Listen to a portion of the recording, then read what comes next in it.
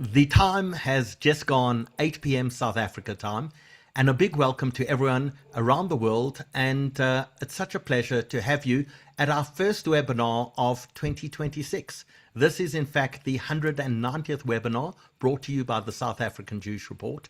And we try to keep you updated and informed of what's happening around the world. And the topic of Iran is obviously one of the most important issues that the world faces at the moment. We're so delighted that we have Arash Azizi with us this evening. He is a proper world expert on the topic, and we'll be talking not only to Arash, we'll be talking to Stephen Grusd of the South African Institute of International Affairs. We'll be playing some Persian music. We've got two beautiful pieces to play to you. We've got some Persian cooking. Arash, I don't know if you've ever tried to make Persian rice, but we're going to try. Of course I have. How could I not have? So we have a fantastic Israeli Persian chef who's going to give us a lesson of how to make some Persian rice in the bottom with oil and potatoes and meat in pomegranate sauce. It's absolutely delicious. I tried to make it once myself, failed miserably. And we have Dan Brotman, who's going to be joining us this evening, who was a tourist recently in Iran, and he's going to give us a little bit of a tourist log of what it was like. He not only traveled Iran, he went to meet the Iranian Jewish community as well. So a big welcome to everyone around the world who's watching us. I see we have Jeff in Umhlanga, we have Diane in Cape Town, we have Les in Johannesburg, we have people watching in Atlanta, we have people watching in Connecticut and London. Neil Abrams is in London. Laura is in Connecticut. We have people watching us in Atlanta, Georgia. Hello, Colin. And a big welcome to all of you. And with that, just before we begin, don't forget that tonight's webinar and every webinar is brought to you by the South African Jewish Report. As I mentioned previously, this is the 190th webinar that we've done since the start of COVID. If you're watching us tonight on YouTube, please press that like and subscribe button on YouTube. That just helps us communicate a little easier with you as well. But we have people watching tonight on Zoom, on Facebook, and on YouTube, and you're all welcome. But please remember, this is not a monologue. This is really a dialogue with our audience around the world. So use the chat section. We're monitoring the chat on YouTube and Facebook and Zoom. Send any questions, any comments you want in, and we'll put as many of these questions as we can to our audience. Don't forget, the latest edition of the Jewish Report is out. The next one comes out on Wednesday evening. The most interesting week in politics we've had, with the expulsion of the acting South African ambassador, or the acting Israeli ambassador to South Africa, given 72 hours to leave the country on Friday afternoon. Interestingly, the press were informed before even the acting ambassador was informed. In retaliation, Israel has expelled the South African ambassador to Palestine. I put in inverted commas ambassador because he's in fact a representative, not a formal ambassador. There is no formal embassy. There's a representative office, but the tit-for-tat expulsions have taken place, and it's a fascinating week in South African politics. You can get all this information. Get a copy of the Jewish Report. Hard copies, as you know, are distributed in about 260 locations around South Africa. Pick up your latest copy at Spar or Checkers or Pick and Pay or Discam or your butchery or school. We're all over the place. We also go online, so you can go and either read each individual article or alternatively download the entire edition by going to www.sajr.co.za. I'm hoping Gilana will in fact flip to that, so you can either download the latest edition or alternatively you can go onto the website and sajr.co.za and read each of the individual articles. We have about 280,000 people who come and visit us online every month, and this is probably the most credible source of information you will ever find in South Africa. Don't forget as well, you can sign up for our webinars. You can sign up to receive our email. We have about 38,000 people who receive our email, and Gilana will post into the chat to everyone where you can go sign up for our newsletter as well. all of our webinars, because the question most asked is where can I see past editions of the webinars? You can either go onto our website, click on webinars, or on YouTube. You can see approximately 160 of the 190 that we've broadcast over the last few years. And so with that, a big welcome to our guests. I'm co-hosting tonight with Rob Katz, who was kind enough to find Arash for us. He was just telling us that they met on a trip to Poland. And Arash, who on earth are you and why are we having you on this show? Well, I don't know why you're having me. That's your own fault. But in terms of who I am, I'm an Iranian writer and a historian. And yeah, so I write about Iran and broader 20th century global history. And yeah, I guess you wanted to talk about Iran, and I know a couple of things about my country. So You but again, also lecture. entirely You your fault. lecture. Entirely my fault, but you lecture and teach. I Tell am. us. I'm a lecturer at Yale University, where I teach about history of the Middle East, and broader really the Muslim world and global 20th century history. And I am a contributing writer at The Atlantic. That's where you can find my writings, amongst other places. But Atlantic is my main home for my writings. Yeah. And Arash, you've written 2 books, and I'm going to ask Gilana to bring those books onto the screen as well.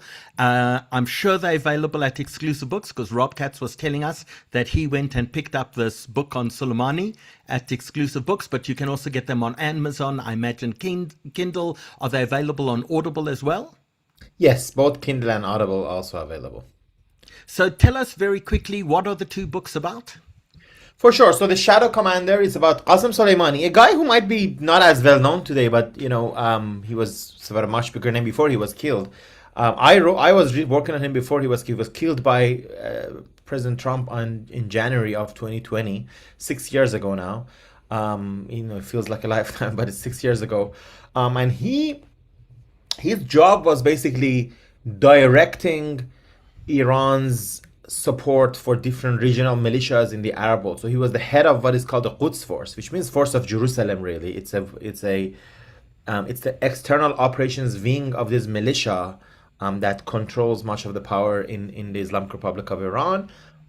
So he was the head of supporting groups like Hezbollah, Hamas, Houthis in Yemen, and others. This was his job for most of his adult life, actually not most of his adult life, but most of his later years in life, from late 90s to the day he was killed in 2020. So in the book, what I try to do is not so much a straight up biography of the guy, although it is a biography, like I don't go through his life, but I try to give a history of, how did it happen that Islamic Republic ended up controlling these militias all over the Arab world. It's an interesting book in the sense that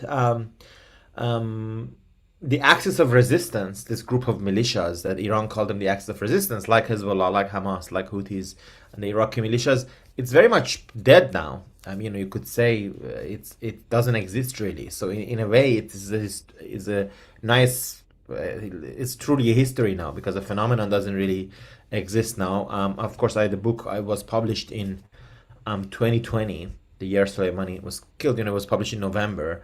So, it follows the developments till there. And what Iranians want... Sorry, go on. Yeah, and the other book, the slogan Woman, Life, Freedom, we all know that from the 2023 uprising against the regime in Tehran. That's right, the 2022-2023 uprising.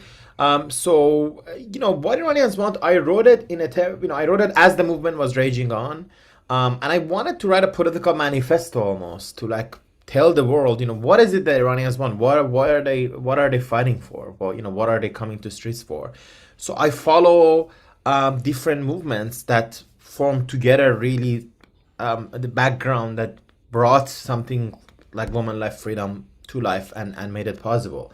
So I look at the feminist movement in Iran, the trade unions, the environmental movement, the movement for religious minorities, writers and filmmakers fighting against censorship.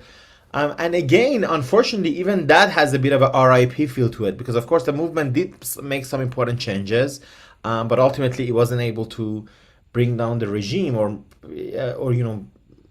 force it to make significant concessions. I mean, it made some concessions. Most importantly, as a result of the movement, the regime has not really been able to enforce the mandatory hijab, the head covering for women, the way it did before.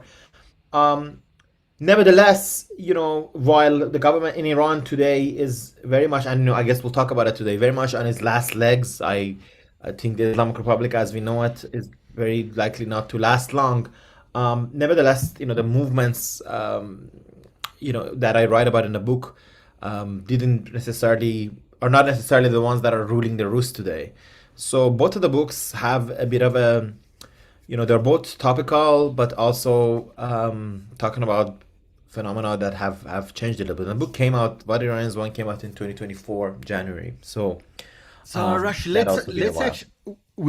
let's actually dive straight in, and Gilana will remove that off the screen.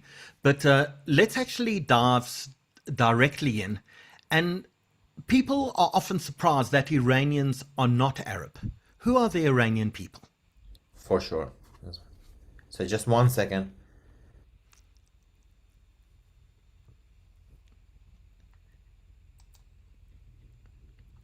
If it's breaking news, you have to tell us. It was something, but I'll tell you later. It is a bit of a breaking news actually. Who are the Iranians? Well, Iran is one of the, is an ancient civilization. Actually, when I was in South Africa, I was in South Africa making a film about South African Baha'is, actually, the religious community in South Africa. And I remember I was in, villages in the Eastern Cape, in like very small villages, going around and talking to people. And I realized I can immediately tell them where I'm from because, it's in the Bible. So, if someone reads the Bible, they already know where it is. So that's like Persia. And so if you're an ancient civilization, we're a country that is sort of very proud of this root.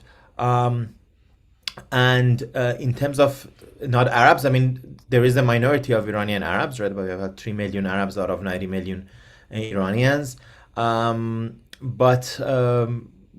we are in a, we are part of the Middle East. And our neighbors to the west are Arab. Our neighbors to the east are Afghanistan and former India, which is now Pakistan, right? So we are very much a civilizational cleavage, if you will. Also, like we're in the midst of different civilizations. The language in Iran, which is my mother tongue, the main language in Iran, the lingua franca is Persian. And that's all. But we have also many other languages in Iran, but Persian is the mother tongue. And yeah, so the most basic history of who Iranians are is this. In its day, Iran was a proper empire. It stretched all the way to India. What encompassed Iran in its peak? Well, the Persian Empire of usually what is called Persian Empire in English, when you ancient historians always quibble with these names, right? But Iranians certainly consider that Persian Empire Iran, and today, and they sort of look back to it. We are talking, to give you a bit of history, we are talking 6th century before Christ. So that's right around the time that Buddha was in India, right? So the Persian Empire, or Achaemenid Empire, to use the name of its dynasty, stretched, yes, at its height, it stretched well into Europe, down to Egypt, east to India and beyond even. By some measures, it's the largest empire that has ever existed in the world. I forgot by which measure exactly. I think maybe it's by the percentage of population of the world who lived in it at the time or something like that. At any rate, it was centered in today's Iran. Cyrus the Great was its founder of this dynasty. Of course, again, a biblical character who is there in the book of Ezra, I believe. And Cyrus, if I remember correctly, is the one who frees the Jews and they return from Babylon and they come to build the second temple. Yeah, and this is a historical fact, right? That Cyrus the Great,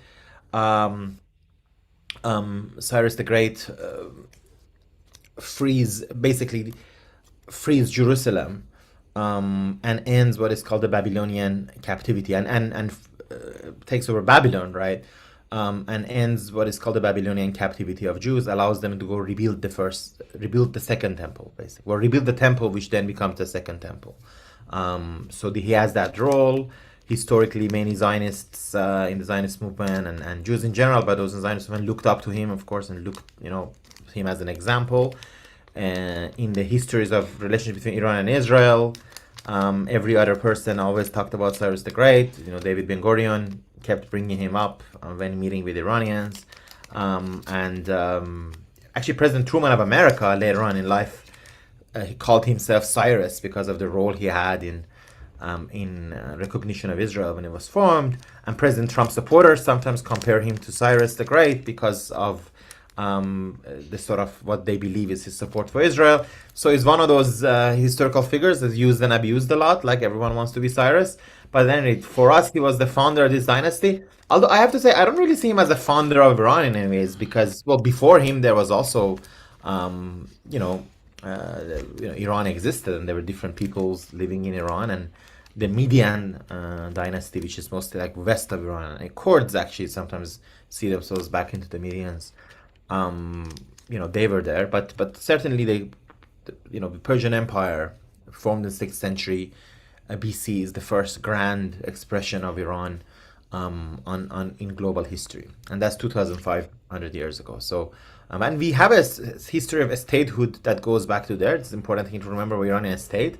Now, important interruptions, right? Very important interruptions in history with the Arab invasions of 7th century.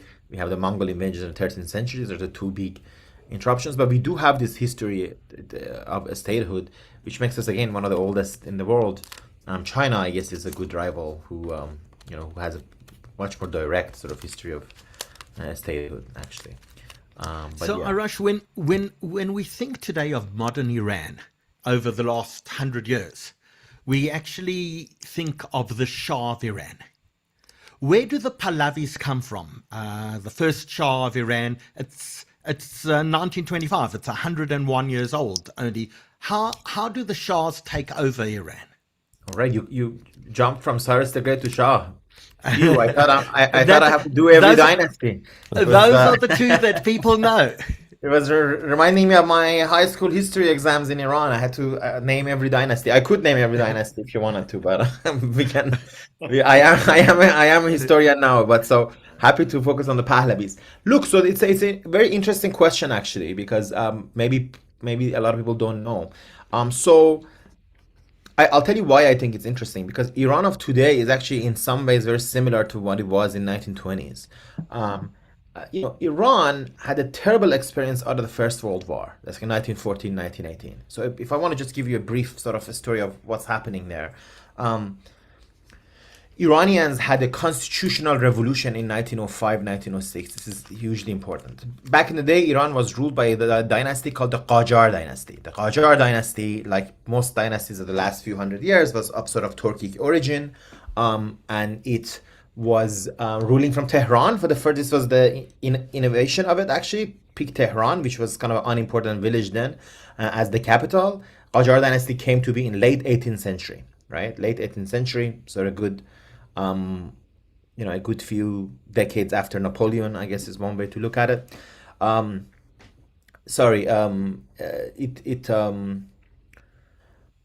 It came to be at the late 18th century, so not after Napoleon, contemporaneous with Napoleon, slightly before Napoleon, and then it was contemporaneous with Napoleon. So late 18th century Qajar Empire comes to be, but by the time of First World War, this empire is really weak. The constitutional revolution, which happened in 1905, 1906, got Iran its first parliament, right? And it was very innovative. Ottomans had a parliament briefly in the 1870s, but other than that, this was very forward, right? Happened at the same time as the revolution in Russia, before the revolution in China. So it was a sort of a liberal revolution with demands for rule of law, for an elected parliament. And Iran gets a parliament actually out of that, right? So the Qajar king Mozaffar Shah signs an order, and Iran gets a parliament. However, a lot of back and forth, and the two big grand neighbors of Iran, Russia and Britain, occupy it, have a lot of colonial designs on it. Iran is one of the few countries in the world, 6 or 7 countries in the world, has never been colonized, but by Europeans certainly, and didn't really experience colonialism as we know it. But So by the time First World War happens, Iran is very easily occupied on all sides by Britain, by Russia. Actually, Germany sort of comes in at some point. There's a total collapse of order. The ideals of the constitutional revolution have really kind of not really happened. Russia bombards the parliament that Iran has at some points. So if so things are not really doing well. And after the war, there are different sort of freedom movements that are happening in different parts of country. Reza Pahlavi, well, he wasn't Pahlavi then. Reza was a ambitious officer, very tall, like me. I'm very tall. If I stand up, you'll see he was a little shorter than me. Actually, I think it was like 6'3". I think 6'3" if you use American measures. 180-ish if you use centimeter. Anyways, so he was this ambitious army officer who in 1921, with a little bit of help from Britain, organizes a coup, and he doesn't immediately become king or even prime minister, but he's clearly sort of the strong man of Iran as a military figure in 1921 already. In 1923, he becomes prime minister, and he wants to bring order to Iran, which Iran desperately needs at the time. He wants to modernize Iran. He wants to sort of bring Iran to the 20th century. In the First World War, I didn't mention, Iran also has a terrible famine. A couple million Iranians die. It's a really horrid time for Iran.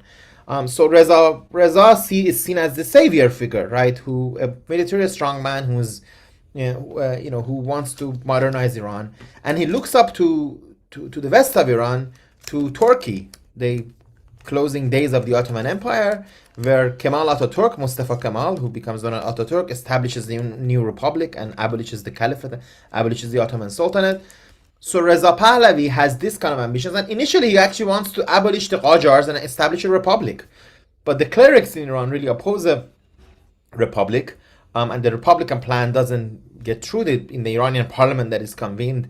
There's a lot of protests against it. So he ends up instead establishing himself as the king. So in December 1925, he founds a new dynasty, and he chooses the last name Pahlavi, which is an ancient Iranian name, is a name of Iranian middle sort of Iranian language in the late antiquity, 7th century or so, Pahlavi.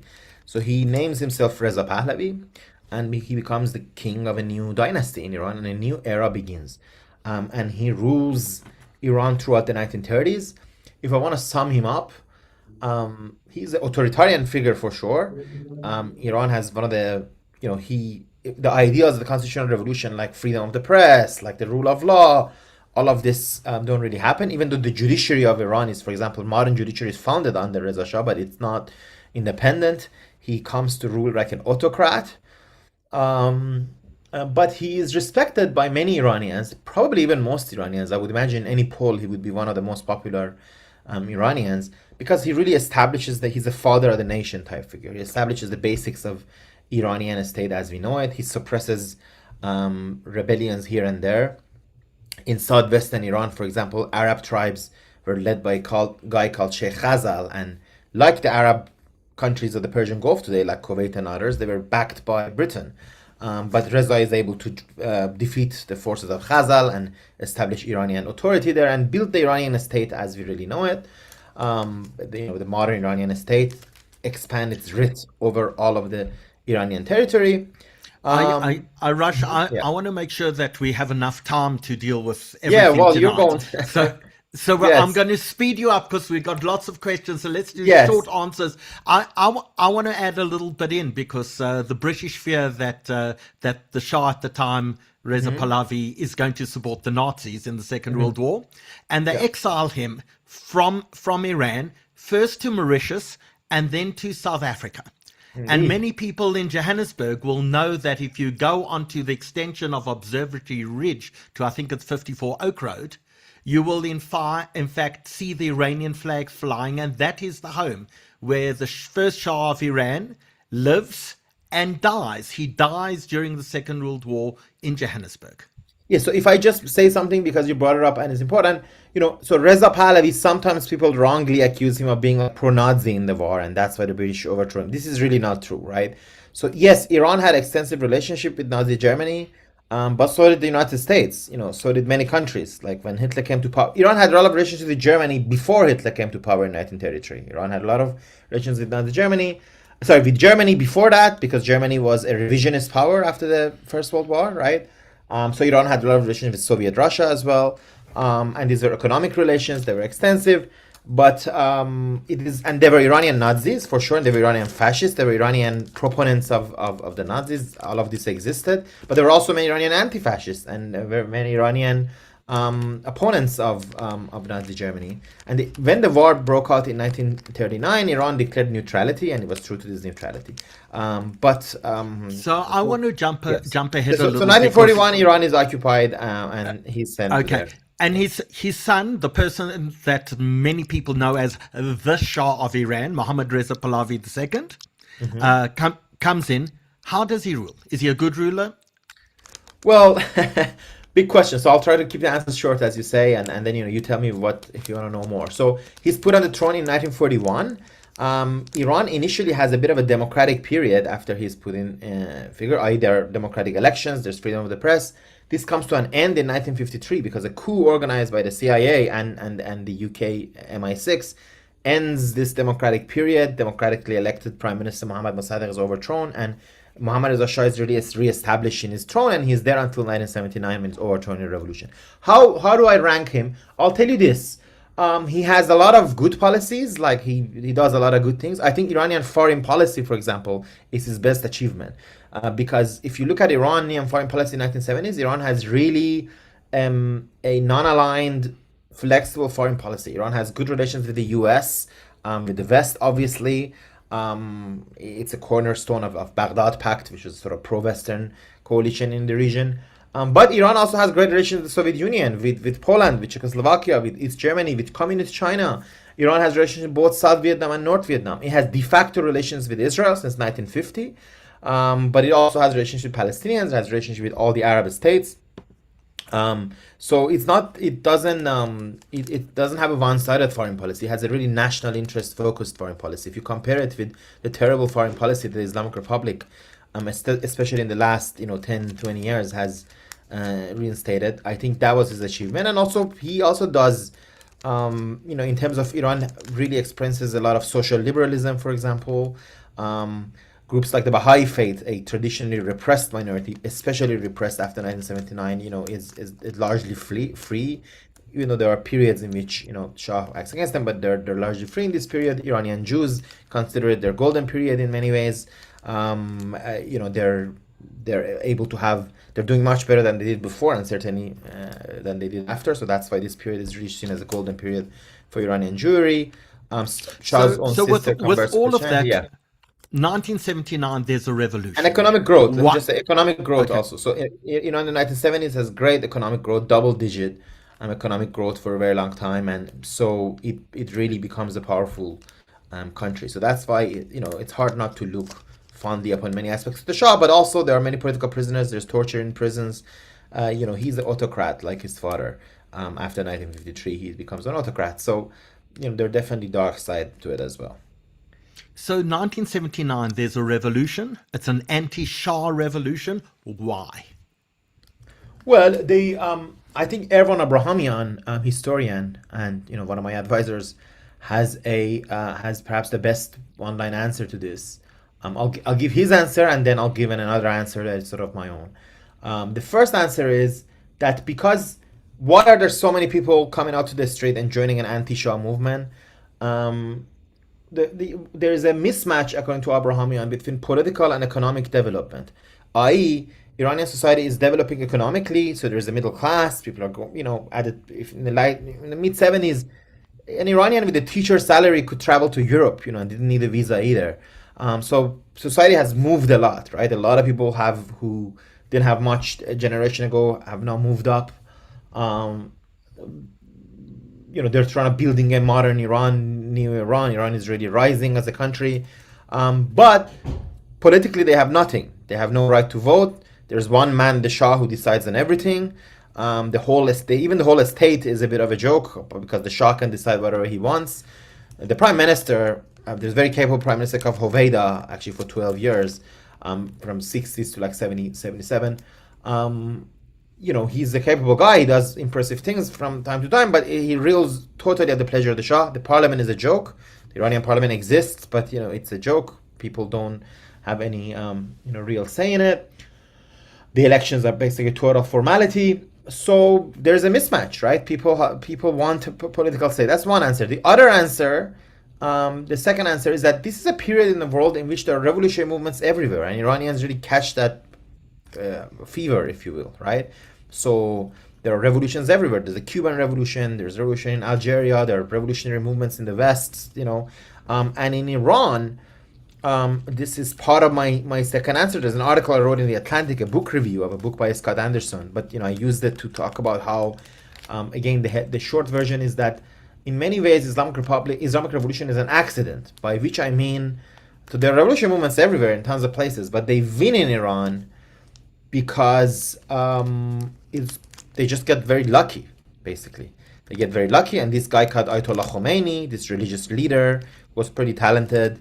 He had been exiled out of Iran in the 1960s, emerges as this leader. He doesn't really, everyone knows he's a fundamentalist, but he doesn't always say that he wants to bring about a fundamentalist new order. He gets lucky, and the Shah, who is suffering from cancer, flees Iran in January 1979, and Khomeini comes in and is able to build this. So I told you both the historical structural reason, but also the fact that it's a bit of an accident. We really just got an unlucky... Arash, people think that 1979 was an Islamic revolution, but it wasn't. It was a democratic revolution, but the Islamists managed to take control. How do they do that? And what happens once they take over? So, this is a very well-known narrative, and I know you and I talked about it before as well, and I'm happy to talk about it here. So you're both right and maybe not exactly right. So I'll tell you what I think, right? So yes, you're right that it's certainly not an Islamist revolution because there are many people who are contributing to it. They're nationalists, they're communists, there are people who are like Islamists but not really like Khomeini type of Islamists, right? There are many who are followers of Mohammad Mossadegh. Remember the prime minister I talked about who was overthrown in 1953? And Mossadegh is really secular liberalism, secular nationalism, right? So there's a very broad coalition that makes the revolution. Communists, again, nationalists, also some Islamists. So in that case, you're right. And people are asking for freedom and democracy. But if one is also honest, in this global period, people are not really asking for liberal democracy as we know it. These are communists are certainly not doing so, right? They're asking for freedoms, they're asking for freedom of press, they're asking for these things, they're asking for freedom of political prisoners, but a lot of them these are people whose ideal societies were like Maoist China and Enver Hoxha's Albania and the Soviet Union. And even Algeria or Vietnam, none of these are liberal democracies. So it's, to call it a democratic revolution, I think misses this aspect that there are tons of people who certainly are not big Democrats going to this revolution. And as for Khomeini hijacking it, look, Khomeini is accepted indisputably as the leader. People see him as a cross between Che Guevara and Gandhi, right? He's seen as this religious figure who's really captured the zeitgeist. Famously, Howard, in late 1978, people claim one night that they see him in the moon. And if you talk to Iranians, it becomes this thing. People all talk about, can you see, he appears one night in the moon. If you look hard enough at the sky, any shape you want will appear. So, but this really shows you how, what kind of a mania is around Khomeini.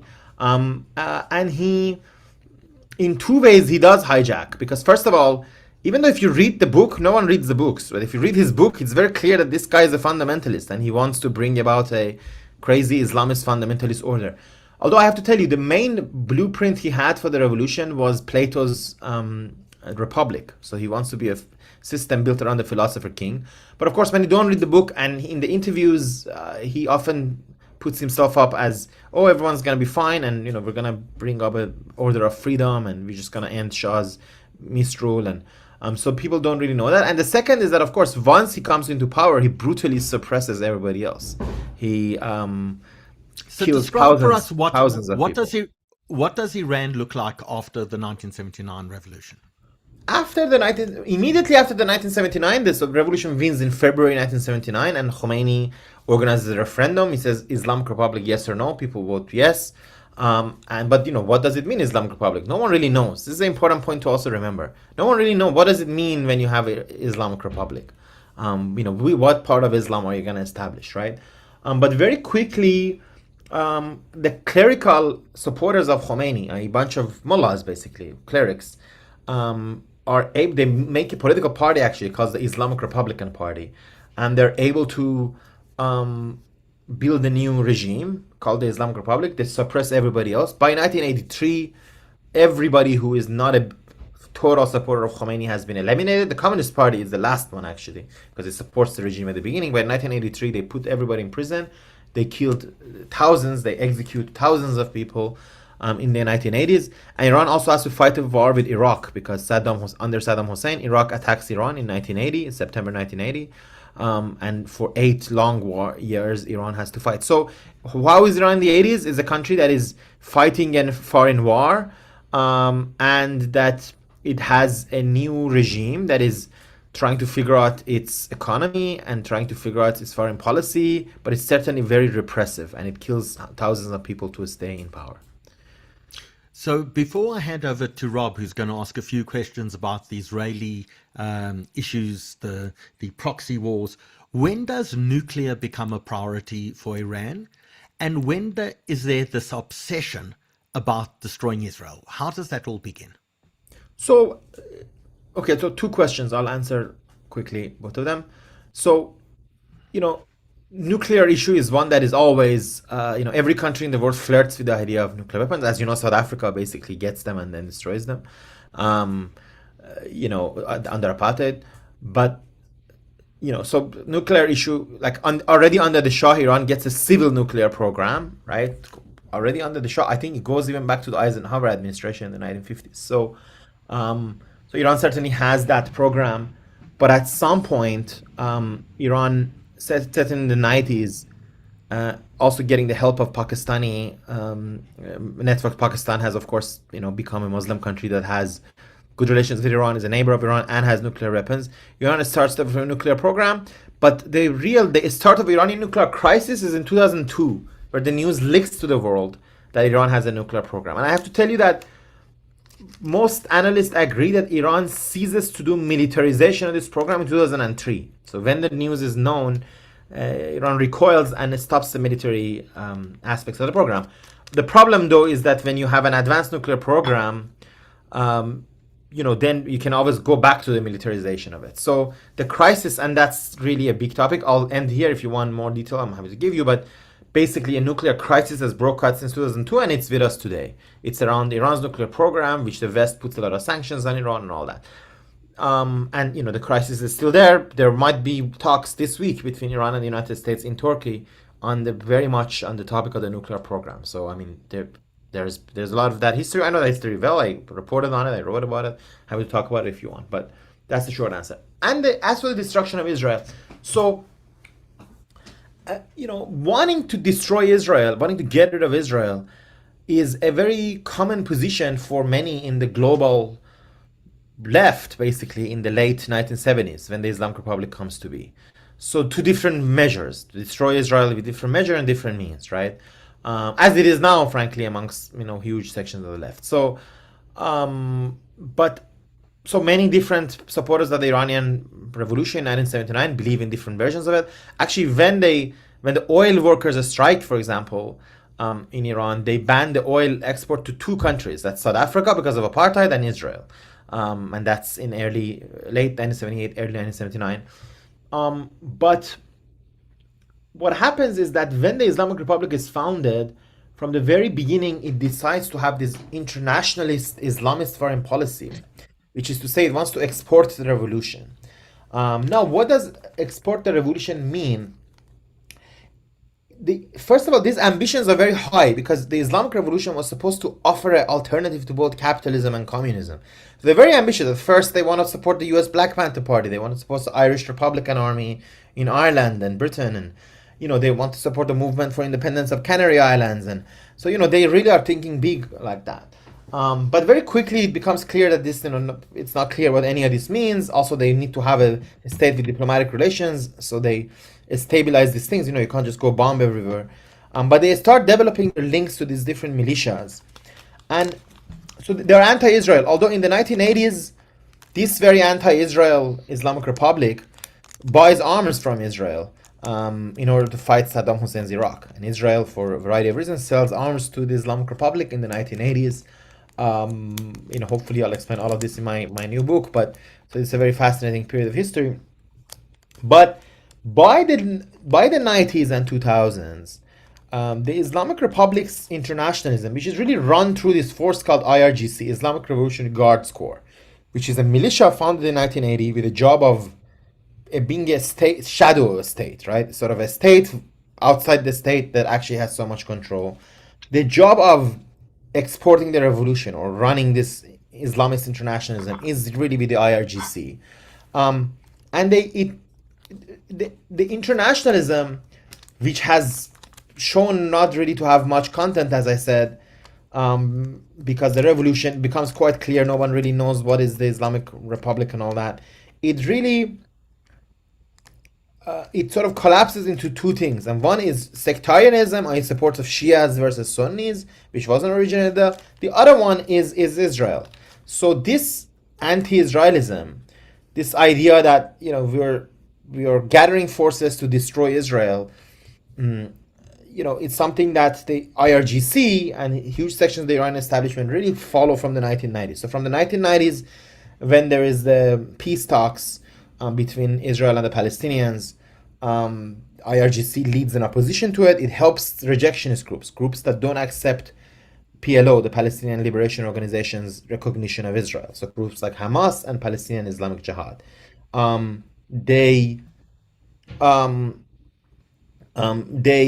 really, what they do is that they support these groups, and in the years later, under the leadership of Ayatollah Khamenei, the supreme leader, who is also the supreme leader now, he's supreme leader since 1989. They start supporting these different groups. In Iraq, I spoke about in Palestine, Hezbollah in Lebanon, which Iran has helped build since 1980s. And they make this into a cornerstone of Iranian foreign policy, effectively, of supporting these groups that are supposed to fight against Israel and destroy Israel. And Iran has really become, let me just sum it up with this. The importance of Iran here is important to sort of remember. Iran is the most important opponent of the two-state solution in the world. It's in fact the only major country that openly opposes the two-state solution. Two-state solution is effectively accepted by most countries in the world from the 1990s. In fact, if I want to say it a bit naughtily, alongside Israel, Iran is the only other country that formally opposes two-state solution, because Israel now obviously effectively opposes two-state solution too. So since the 1990s, they do that. And also Iran is the only state in the world that actually fights against Israel, i.e. it arms all these groups that are fighting against Israel. No Arab state, right, recognized a state. So like the Houthis in Yemen have an effectively a state, but they're not a recognized state because they're not a member of the United Nations. No Arab state has fired a shot against Israel since pretty much like 1982, I would say, right, when the Assad regime had, some involvement in the Israeli-Lebanon fight. But it's the Iranian-backed group, like Hezbollah and Hamas primarily, but also the Houthis, that have actually fought against Israel, did terror attacks against Israel. So, that's how the Islamic Republic, which in the 1980s was buying arms from Israel, becomes its number one national security threat. Rob, you had some questions Yeah, relating I'd to like that? to ask a question, and then I'd like to, straight after your question, hand back to Howard for basically a real up-to-date live view from you. I think the audience are waiting with eager anticipation as to your view on where we are literally tonight. But I just want to backtrack slightly, and that is to go into two theaters of war. Hamas, I think, militarily have been defeated, but let's talk about Hezbollah and the Houthis. It appears to me that the more you bomb Hezbollah, and it looks like Israel are bombing Hezbollah daily, yet there's just an endless bank of targets, and Hezbollah don't seem to succumb at all. And it's the same thing with the Houthis, really in conjunction with the 12-day war, where by all accounts Israel hit Iran hard. I know you at the time had different thinking, but just can we get your view? You know, the Houthis and Hezbollah are clearly an Iranian proxy, like the external ring of Iran's defense, coupled with Iran itself, vis-a-vis Israel and those three theaters of war. Where are we? What is the prognosis going forward? What is the solution? Sorry, you're saying what is the prognosis of the conflict between Iran and Israel going forward? No, no, no. I'm saying that we'll get to later. I'm just saying now the Houthis and Hezbollah, Israel seem to bomb them all, like especially Hezbollah daily. It's like a plug and play almost daily, and yet Yeah. Hezbollah is still there. The Houthis, you know, whatever Israel tried militarily, the Houthis still managed to launch missiles back. And in the 12-day war, Iran is still standing. So my question to you is just in those three theaters of war, 12-day war, Hezbollah today, Houthis, And what Houthis, happened? yeah. Just, you know, just express a bit of color around those conflicts. For sure.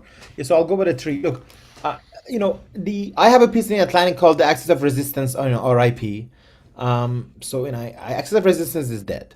And the axis of resistance was a term used after 2003 by Iran and others. It was originally invented by Libyan newspaper, actually, but that was about these anti-Israel groups led by Iran, and by which I mean, of course, the Hezbollah exists, Houthis exist, Iraqi militias exist, Hamas exists, but together as a powerful force that really surrounds Israel and gives it a fight, doesn't really exist anymore. So Hezbollah. Yes, Hezbollah is a political reality in Lebanon. Hezbollah is both a political party and a militia, right? It's rooted in the Shia communities in Lebanon. That doesn't mean that every Lebanese Shia supports Hezbollah, or even most of them do, but it's very much part of the complex fabric of Lebanese sectarian politics, where different sectarian communities have different political parties and militias. Hezbollah is very much weakened. The government of Lebanon, its prime minister and president, very much agree with the demand to disarm Hezbollah. Hezbollah is the only militia in Lebanon that's not disarmed. Lebanon had a civil war from 1975 to 1990. All the other groups that fought in the civil war, there were Christian militias, there were Sunni militias, there were Palestinian militias. They all disarmed. The only one that is outside the writ of the Lebanese state and army is Hezbollah. So it's there, but it's severely weakened. Its leader, Hassan Nasrallah, was killed by Israel, of course. You mentioned it's almost daily being bombed by Israel. So it's severely weakened. Its political position inside Lebanon is weakened. Its patron Iran is weakened. This place in the axis that it has is not there anymore. So although Hezbollah continues to exist, and although it can be, if it decides to sort of attack northern Israel, it can be plague for the people living there. I've been to both Lebanon and Israel. This is a small area, by which I mean that even if they sort of try to fire missiles, they can be a nuisance to the Israelis living in the north. But it's it's hardly a major threat to Israel the way it was 4 or 5 years ago when they had like 100,000 missiles aimed at Israel. Because now they also know any sort of significant attack can be responded to by Israel quite strongly. So. And at the same time, we have negotiations between the Lebanese and the Israeli state, right? So Lebanese state and Israeli state have negotiated over demarcating their maritime borders for the gas fields in the Mediterranean, and the Lebanese state is very much against Hezbollah, also, right? They're not happy with Hezbollah. They're not happy with it being a separate organization, separate militia from the state. So the prognosis there is that Hezbollah doesn't really have a meaningful way of continuing this fight against Israel, and Israel has very much neutered it there as an effective force. For the Houthis, first of all, this place is quite long away from Israel. So while Houthis can attack Israel here and there, Houthis continue to control the territory that they control in Yemen. So Yemen still has a sort of a dormantish civil war where different parts are controlled by different powers. I would say the three main powers are Saudi, UAE, and Iran. Iran backs the Houthis, the Saudis and Emiratis back different sort of Yemeni forces, and Saudis and Emiratis very recently in the last month have come to some conflict over this issue. Don't want to get into the internals of the Yemeni civil war. That's like its own topic, but the Houthis continue to control Sana'a. But effectively, my theory is that they've lost their place in the Axis because the Axis as such doesn't exist. So now Houthis, very much have to also deal with Saudi Arabia, this big power that, of course, is a neighbor of Yemen and that has an important place in the Yemeni civil war. And the Houthis they fire at Israel here and there, but effectively they're in a ceasefire negotiated by Trump. And they have to have negotiations with Saudis. They can't really go full-on war against the Saudis, although if a war breaks out with Iran, they might be tempted to do something like that. But in terms of a prognosis of a conflict, they'll be part of a Yemeni process at some point where there will be some sort of a Yemeni solution there. But in terms of them being a major threat to Israel, they're not there again because they're a long way away, and there's a limit to what they can do. And in fact, if the Houthis have really mostly been a nuisance to international shipping, for example, when they were doing all these things against Israel. They were really creating problems for the ships on the Red Sea and the Bab el-Mandab Strait, and not so much Israel. Although they attacked Israel and they were attacked back, but they have very limited capabilities. Now, Iran and Israel, that's the harder and bigger question, of course. Look, here's how things stand. The Islamic Republic is on its last legs. It has just massacred thousands of its own people. It feels itself so domestically is under siege from its own population that have come out in wave after wave of protest, and its policies are really untenable. It's unable to provide basic living for people. It's effectively on its way to become a failed state. And it's also surrounded by the US, with Trump, which has helped back the Israeli attack during the 12-day war, joined it later in the war, has now threatened to attack again. Although now there are talks of negotiations between Iran and the US, possibly in Turkey, later this week. So Iran has said that if the US attacks Iran, if these negotiations don't go somewhere well, and the US attacks Iran will attack Israel with all its force. But of course, if Iran does that, it will face both the brunt of Israeli attacks and the American attacks potentially. So I guess, I don't know how we want to continue this conversation or where to go with it, but because obviously I don't have a crystal ball. But I can tell you this, that, I do believe the Islamic Republic on its last legs, because its policies are certainly basically untenable. So I think what is very likely to happen is some sort of a change from within the regime, i.e. some figures from within the regime push Khamenei aside, make a new deal with America, stop this sort of war against Israel, understand that trying to destroy Israel, trying to fight Israel is sort of suicidal for them. And also try to seek a new deal with their own people. Basically, some development like that might happen. Of course, I hope for a democratic transition, but that's hard to see. Or perhaps an in-between solution is that instead of a democratic transition, it will be some sort of a transition to a more benign government. In terms of worst-case scenarios, there's a possibility of Iran collapsing as a state and entering a civil war situation like Libya, like Syria before, like Iraq before, and that would. Some in Israel might welcome something like that, certainly in the current Israeli government. But yeah, so in the short-term prognosis is that either the Iranian regime or some figures from within the Iranian regime will seek a deal with the US that will stabilize things for a while, or everyone must call each other's bluff because there's a lot of brinksmanship right now on both sides, and really we enter a more extensive war. In which case, Iran will try to hit Israel hard, use all its long-range missiles. But at the end of the day, they'll have very limited capabilities against Israel. Because, yes, Israel can hurt by such attacks, but it can hurt back Iran, the regime, much harder. It can go for decapitation. It can kill a lot of leaders. It can go for destruction of its infrastructure. It can create the conditions for the fall of the Iranian regime. It can organize and engineer the fall of the Iranian regime even. With the help of the US. So both a truce and a broader war are distinct possibilities at the moment that we are in. And we're in a very sensitive moment, of course. Thank you. Howard? Arash, I want to get on to the events that happened earlier this month because I think so many people are concerned. I want to give you a 2-minute break because you've been talking so much. And I want to just share a piece of music and a video clip. It should last about 2 minutes, and thereafter we're going to come back and talk about the uprising of 2026 and the events that have happened earlier this month. All right, I'll go get some water. Thank you.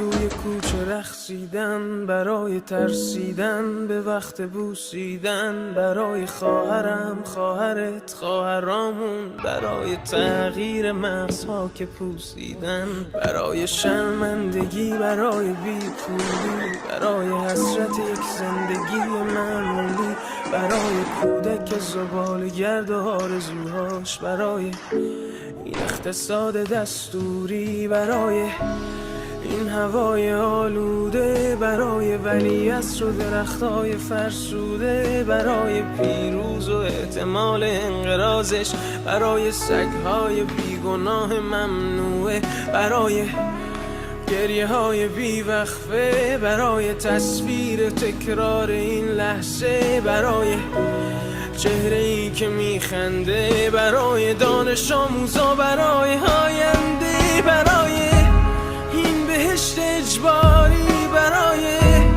نخبه های زندانی، برای کودکان افغانی، برای این همه برای غیر تکراری، برای این همه شعارهای تو خالی، برای آوار خونه های پوشالی، برای احساس آرامش، برای خورشید پس از شبای طولانی، برای قرصای اعصاب و بیخوابی، برای مرد میهن آبادی، برای دختری که آرزو داشت پسر بود، برای زن زندگی آزادی،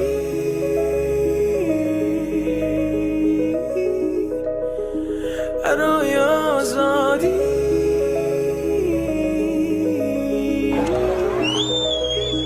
برای آزادی،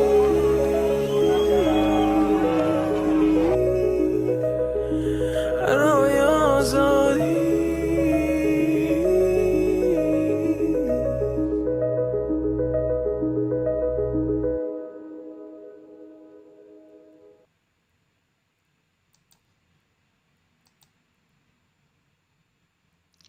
Certainly the haunting music of Shervan Hajipur. Tell us about the beginning of this year, the uprising that took place in Iran, and tell us more specifically what happened on the 8th and 9th of January. Iran has seen repeated waves of protest against this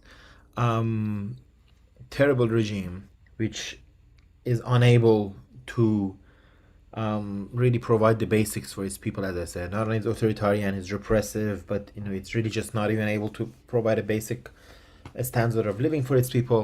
So in 2017 we had a wave of protest, 2019, 2020, then in 2022, 2023, which Shervin Hajipur's song was celebrating. So another wave began in 29th of December of 2025. This is why on New Year's Eve, instead of doing New Year's Eve things, I was writing an article for the Atlantic about what was happening in Iran. And this protest began by the merchants this time, but they really grow merchants or bazaris. This was very sensitive for the regime because the bazaris, the merchants, had a very important role in the Iranian Revolution in 1979. So what we had was a movement that really grew fast, caught fire. Students at the University of Tehran and other universities came out and supported it.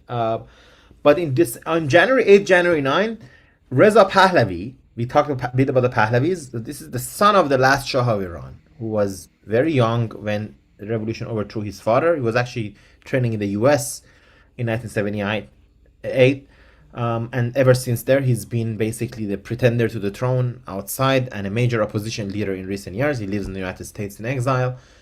Reza Pahlavi asked his supporters to come out, and he's developed a significant base in recent years. So many came out, and January 8th and January 9th, you had millions of people on the streets shouting slogans against the regime, many of them shouting slogans in support of Mr. Pahlavi. And the regime responded by, and this has been one of the most brutal regimes in the world already. If you ask me in November, I would say this is one of the most brutal regimes of the 20th century. But it did its most own brutal act in its history. Only in the 1980s, perhaps, it had shown such savagery. And even then, not in this way and not in these numbers. So it sent its goons and henchmen on the street on January 8th and 9th, and they killed thousands of Iranians. They killed thousands of Iranians, We are now coming up with fights over what is the actual number. My own opinion is that it's very likely into tens of thousands. And yeah, so they were able to unfortunately squash the movement by killing thousands of Iranians. Now, many Iranians have come up. Do we know actual numbers? Well, as I said, only in history, only after some time has passed and verification is possible and all that, we can come up with the actual number. There are different fights over the number now. Some say the Iranian government itself says 3,000, which is obviously not a real number. Some groups say 30,000, 40,000. We'll find out. The group that I trust most is human rights activists, HRA, which runs a news agency. So Herana, that's HRANA. It's run out of Virginia, but has great sources in Iran. And I don't know what's the latest number. They keep verifying, right? They verify the dead and they bring up the number. I think I already passed or just about 10,000 and likely to go much further. So I think someone in the audience is also asking, is it true that this number 12 to 33,000? Yes, it's very much true. And yes, some people have compared it to the Babi Yar killings during the Holocaust in Ukraine in 1941, and because that was also about 30,000 killed in 2 days. So that's why people have compared it. As the word being silent, look, I mean, people, the silent spectators, that's very much how many Iranians feel. But I mean, the world is not quite silent, of course. They speak, but there is a limit to what they can do. But I should also say that President Trump had said, that he would support the protesters, and he asked them to come out and go protesting, even asked him to go seize your institutions and all that. But of course, he did no such help, and now he's preparing to negotiate with the people who did the killings, the Islamic Republic's leadership. So that's Trump for you. I mean, it can be mercurial, and we have to see sort of what's next or what's happening there. But yeah, this is where we are at the moment. Iranians is the uprising crushed? Sure, it's crushed for now. I mean, the for now it's the important point. I mean, yes, people are not coming out and protesting now, and they really didn't after January 9th. I mean, when you kill people in those numbers, you shocked the society. Everyone was numb. There was an internet blackout, so most people couldn't even find out what's going on. The internet blackout has kind of been lifted now. Iranians are finding ways to connect. Although I understand it's not 100% lifted, but I can talk to my family now, so that's I know that it's been lifted enough. So can we in fact stop for a moment? You do have family. You have a grandmother still in Iran? Yes, not just grandmother. I mean, everybody, all my family is in Iran except for the immediate family. My parents and my sister are in Canada, but everybody else is in Iran.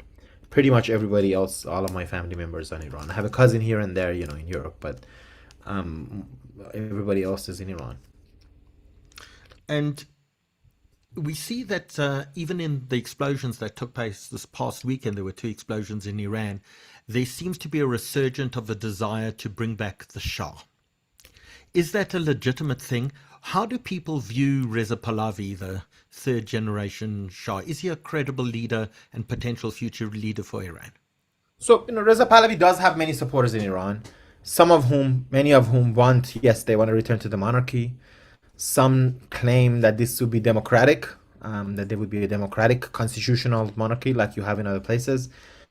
But at the same time, they show a lot of love for his father's rule. As I said, there are positive aspects of his father and grandfather's rule, but also there's no question that this was not democracy. It was authoritarian, repressive, and unfortunately, many of Reza Pahlavi's supporters support not the best, but the worst aspects of the Pahlavi's rule, i.e., the secret police, the tortures, the executions, all this nasty business. Now, some others support Pahlavi because they see him as the only figure out there. I have to say, Pahlavi himself claims that he wants to just be a transitional leader, and that he will then put the question of what should be the future form of Iranian government be to the people in a referendum. People will decide: do they want a monarchy? Do they want a republic? That's Reza Pahlavi's official answer. And as I said, many of those who support him are do so because they see him as the only real option. I mean, he's a front runner in a race that doesn't really have any other runner. Other figures of the opposition have really failed to, build something. And those inside Iran the Iranian sort of national opposition inside Iran are jailed and harassed by the Islamic Republic. Figures like Nobel Peace Laureate Narges Mohammadi, about whom we haven't heard for months now. She's basically being held in a dungeon somewhere. Just in the past few days, Mehdi Mahmoudian, a guy who is a nominee for Oscars next month, he is one of the writers of the Iranian film It Was Just an Accident. Vida Rabbani and Abdullah Momini. These are some great figures. I've interviewed some of them before. They were part of this Iranian domestic opposition and they've just been thrown into jail. So I'll say their name again: Mehdi Mahmoudian, Vida Rabbani, and Abdullah Momini. So they were just thrown into jail for, as they were trying to solidify an option for democratic transition in Iran, right? Calling on Khamenei to resign. Mahmoudian, in fact, calls for Khamenei to resign and to give himself up for trial. So very bold figures, very courageous figures. And unlike Mr. Pahlavi, they pay for it by their life. They're not in Washington, they're in Tehran. So in terms of Mr. Pahlavi, in terms of sort of his credibility, so as I said, he has different supporters. He has two major problems. One is that even though he sometimes talks like he's some sort of a liberal, inclusive figure, the movement around him are anything but. They're chauvinistic. They hate everybody else. They attack everybody else. His supporters threw stones at Narges Mohammadi, for example, the Nobel Peace Laureate that I spoke about. This beautiful woman, Life Freedom, that you saw in the title of my book, and it's a movement that a lot of Iranians love. Mr. Pahlavi took out the word woman life freedom out of his Twitter bio recently, and his supporters effectively drive out people with woman life freedom flags out of the demonstrations. So they don't act democratic at all.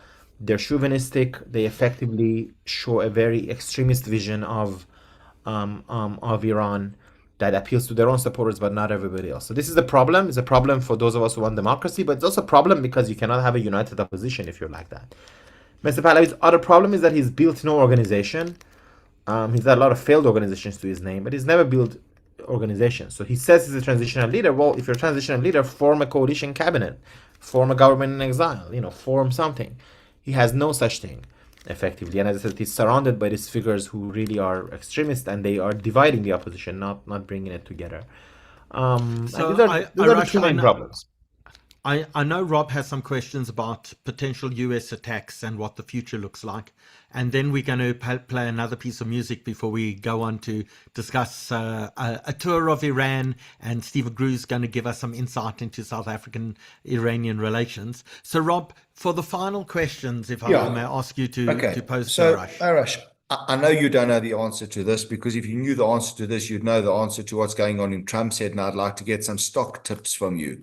But in your opinion, and it's only your opinion, no one's holding you to this, do you think America actually attack Iran in the near term? It's not a matter of opinion, it's a matter of prognosis or guess, basically. I think there's a very good chance for it.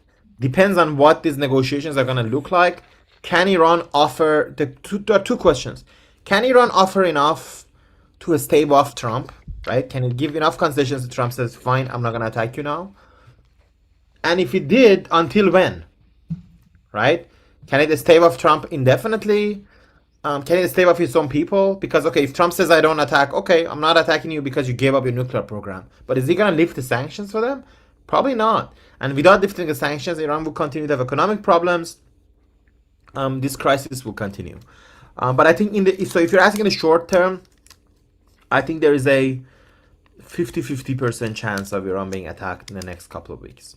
But Arash, does Trump have to do something? Because he's promised the people he's not going to do nothing. So is he under pressure himself vis-a-vis the Iranian people to do something?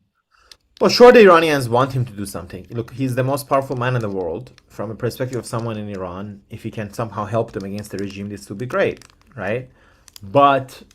And yes, he promised them after all. He said, no, what the hell did this promise mean? What can he actually do? What can he do? Can he help the Iranian protesters? Trump just, my friend Karim Sajjadpour calling him the Jackson Pollock of the presidency, right? If you know the Jackson Pollock, the painter, right? So, he one morning he says he wants to negotiate with Iran. In the evening, he says he wants to attack Iran. And it's not clear what kind of attack he has in mind. If you talk to a lot of Iranians, they'll tell you it would be great if you could kill Khamenei, and that would lead to kind of changes in Iran. Maybe it would lead to changes in a Venezuela style, where other figures in the regime, it happened in Venezuela, right? It took Maduro out, so Delcy Rodriguez came to power. She freed the political prisoners. Maybe it will lead to positive developments there. But it's not clear what he can do to help the protesters. You can always hit a couple of places, but how can you help the protesters? Help bring about a transition, all that. And also on the question of killing Khamenei, the question is, does he actually have, it's a basic intelligence question. There did seem to be a chance for it. Khamenei was out and about in the last couple of days. Actually, the way he was out and about suggests that maybe he knew he was not going to get killed. He was out and about in very well-known locations. He was visiting, because this is the week of the anniversary of the Iranian Revolution. Khamenei was out and about visiting the tomb of Ayatollah Khomeini, the founder of the revolution, just outside Tehran, with the Khomeini's grandson. So, yeah. So the question of what he can do is also not one that does not have an easy answer. Actually, there are many different sources of action he can take. Brilliant. Arash, Thank you. Thank you, Howard. Arash, you're more than welcome to stay on with us. I want to thank you just for the most enlightening evening. We still got a few things this evening. We're going to play some music by someone called Ghazal Mizrahi. I don't know if you know her. Jewish Persian in California. Just a beautiful version in Hebrew, French, in Iranian Persian, in English. Just a beautiful version we're going to play. We're going to talk to Stephen Groost about South African Iranian relations, and we're also going to do some amazing cooking. You're more than welcome to stay with us. I don't know if your time allows it or not. For sure, I'm happy to stay in the background. I mean, I'll turn off my camera so that I don't have to look so proper, but I would love to listen to the music by Ghazal and Steve, and maybe even get some cooking lessons. So I'll stay in the background. I guarantee you no music by Steve. That's how we keep him on the show. Arash, thank you so much. We'll thank you so much. Thank you for having me, and it was a real honor. Thank you.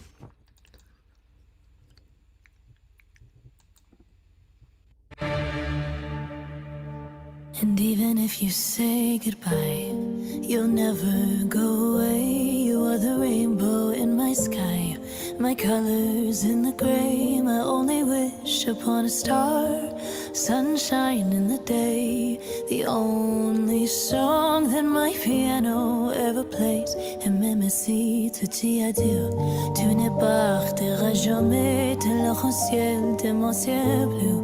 Mais quand l'argent le gris et mon souhait sur son ciel d'art, en rayon de ma journée, la seule chanson que mon piano peut jouer.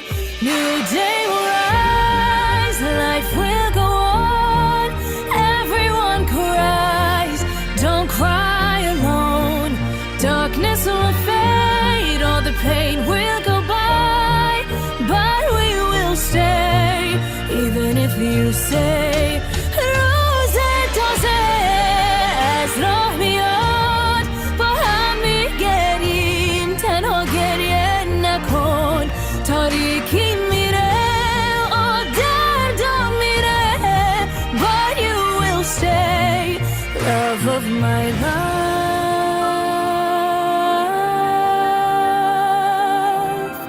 מים רבים לא יכבו את האהבה, ונהרות לא ישטפו. A new day will rise, everyone cries, don't cry alone. Darkness will fade, all the pain will go by, but we will stay, even if you say goodbye. A new day will rise.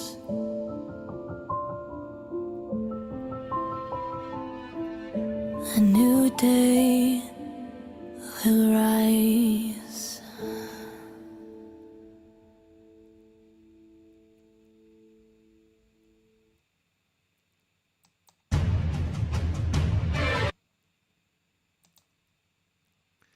That was Ghazal Mizrahi, and you can find her on social media. You can find her on Instagram and on YouTube, and just a beautiful, spectacular Jewish Persian singer based out of the United States. I really suggest that you follow her.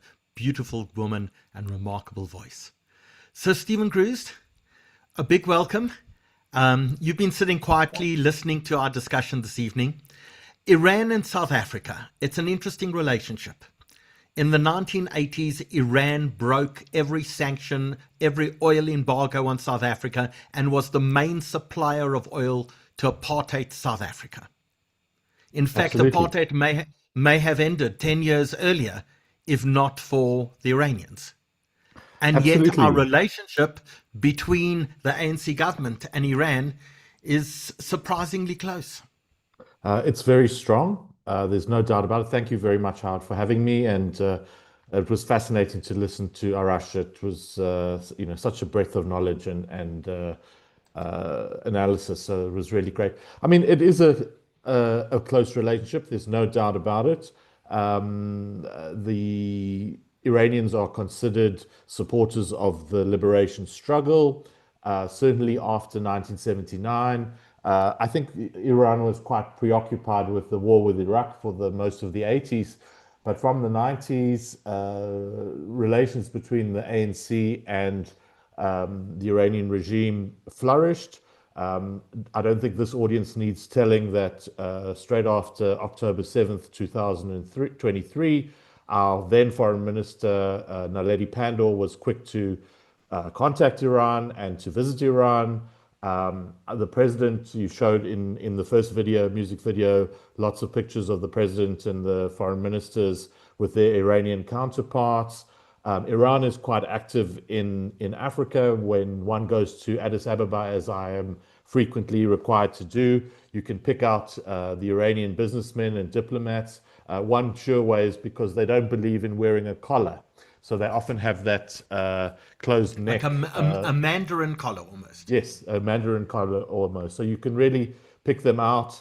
I think on the intelligence side, they are also very active in Africa, and certainly Africa has become one of the battlegrounds for Iranian-Israel rivalry, because Israel is also trying to make inroads on the continent. But yes, it's fair to say that South Africa has friendly, close relations with Iran, and has done so for many years. I like to say if the ANC makes a friend of you, you would be a friend for life, no matter what you do. So we saw DIRCO, the Department of International Relations and Cooperation, issue a very, let's say, purrive statement about the uprising in Iran in the beginning of January. They are looking with concern, no condemnation of the regime, but again, that was probably not to be expected. And I think also South Africa's tense and difficult relationship with Israel has brought it even closer to Iran. And South Africa was no doubt one of the supporters of getting Iran into the BRICS, which happened in 2023. So, Steve, we actually saw at the United Nations a vote to see whether an investigation should take place into the incidences of the 8th and 9th of January, and South Africa actually abstained. For a country that professes to be a beacon of human rights to the world, we have some very poor attitudes when it comes to our friends actually committing genocide in their own countries. Well, I love to quote the phrase that our friends never commit human rights atrocities, but our enemies always do. I think the loyalty that South Africa has shown to Iran is quite extraordinary, and indeed it does show the hypocrisy of the South African government in not standing up for human rights. I mean, if you just look at its behavior on the Human Rights Council of the United Nations, it has consistently refused to vote in favor of any resolutions that singles out a particular country. So if there's an investigation in Ukraine, or there's an investigation of the DRC, South Africa has consistently come out against those investigations, with one exception, and that is Israel. And South Africa never misses an opportunity to bash and criticize and undermine Israel, especially on the human rights front. So yes, it looks very thin. If you look at the way that South Africa has behaved so differently towards Ukraine and towards what's been happening in Gaza, there's no consistency. There's no equivalence. You wouldn't say that it's in favor of human rights, So, despite Steve, professing that. Steve, we had a very worrying incident slightly earlier this month when Iranian warships arrived in South Africa for joint naval exercises with Russia, China, and what was left the remnants of the South African fleet. And it's reported that Cyril Ramaphosa instructed the generals that Iran was not to take part, and yet they appear to have ignored the president's instruction and gone ahead with this. Is that a military coup? What is happening there? We did see last year the head of the army actually going to Iran, making some fairly inflammable statements about support for Iran when he was there, adopting a very political stance. Has the president lost control of his generals? What has happened? I think we are seeing huge challenges to Cyril Ramaphosa and his rule of the ANC and of the country. Yes, these naval exercises are actually the third in a series that were held with Russia and China. Previously, they were called Exercise Mosey, which means smoke. There's a lot of smoke and mirrors happening. But these exercises happened. The second one happened in 2023, pardon me, on the anniversary of the invasion of Ukraine. And that did not bring South Africa good press. I mean, the question needs to be asked, if the president was so against the Iranians, why were they allowed to sail their ships here in the first place, considering what was happening in Iran in January? And this exercise was held under the umbrella of BRICS, although countries like Brazil and India refused to take part in them.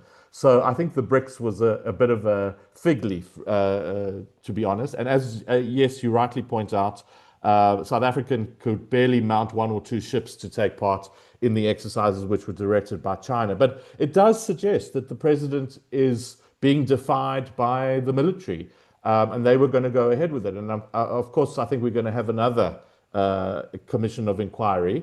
I think there have been hundreds in the Ramaphosa years.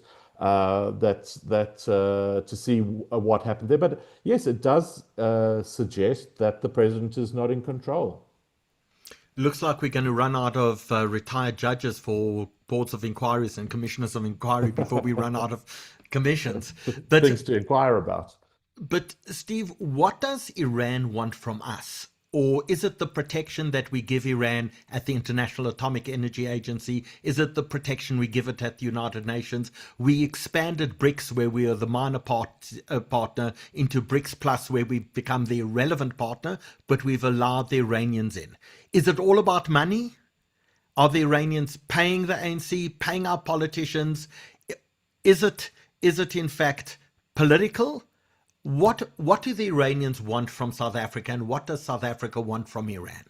So I think where you started is very much front and center. South Africa has protected Iran in the International Atomic Energy Agency, in the United Nations, in other international fora. It has championed Iran's right to a peaceful nuclear program. It has been against the sanctions of Iran. So I think South Africa gives Iran legitimacy, it gives it acceptance, and it gives it political cover. As to whether the Iranians are paying our politicians, I would love to find the smoking gun. There have been a lot of allegations that the Iranians bailed out the ANC, which was in terrible debt and couldn't pay the salaries of its staff just before the elections. And this was also the timing of the International Court of Justice case against Israel. We are yet to find a smoking gun. We are yet to find conclusive proof that this is the case. But the rumors persist, and the rumors are pervasive. I mean, South Africa is attracted to Iran's defiance of an American-led international order. I think the challenge that countries like Iran and the Chinese and the Russians give to the American hegemony and ascendancy is attractive to South Africa. It sees itself as an anti-imperialist power, and it almost is proud of the bravery, let's call it that, or the bravado of Iran in standing up to the great Satan, which is America, and the little Satan, which is Israel. So I think also poor relations with Israel don't make for closer bedfellows with Iran. The enemy of my enemy is my friend, of course, in international politics. So, but it's not really a commercial relationship. I mean, we have strong economic ties with China and with the US and the Europeans and the British, but we don't have significant economic relations with Russia, and we don't have a significant economic relations with Iran, and it's very difficult to do business with Iran because of sanctions. And of course, we know that MTN, one of our big telecoms companies, bought 49% of Irancell, an Iranian cellular company, and has been caught up in all sorts of scandals. So let's actually just go through some of the scandals. The first scandal is a scandal of bribery. Turkcell believes that MTN, in fact, bribed their way. Turkcell had already won the bid, and that South Africa and MTN bribed their way back into the bid, and there's a court case relating to that. Yeah, there's that's a court case. That's been going on for 15 years. And let's not forget that the deal was done. The chairman of MTN at the time, Cyril Ramaphosa. And of course, there's a court case about MTN complicity in Iran and the Middle East, about used their services to attack anti-government forces.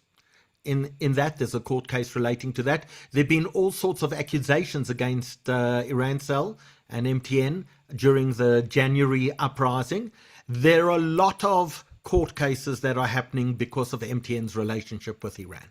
Indeed. I mean, there's a big class action suit that's going before a grand jury in the US, where Americans that have been killed in the Middle Eastern conflicts are blaming Iran for arming and facilitating the groups that killed these American servicemen. So there's a massive cases coming through. I think it's a big PR problem for MTN.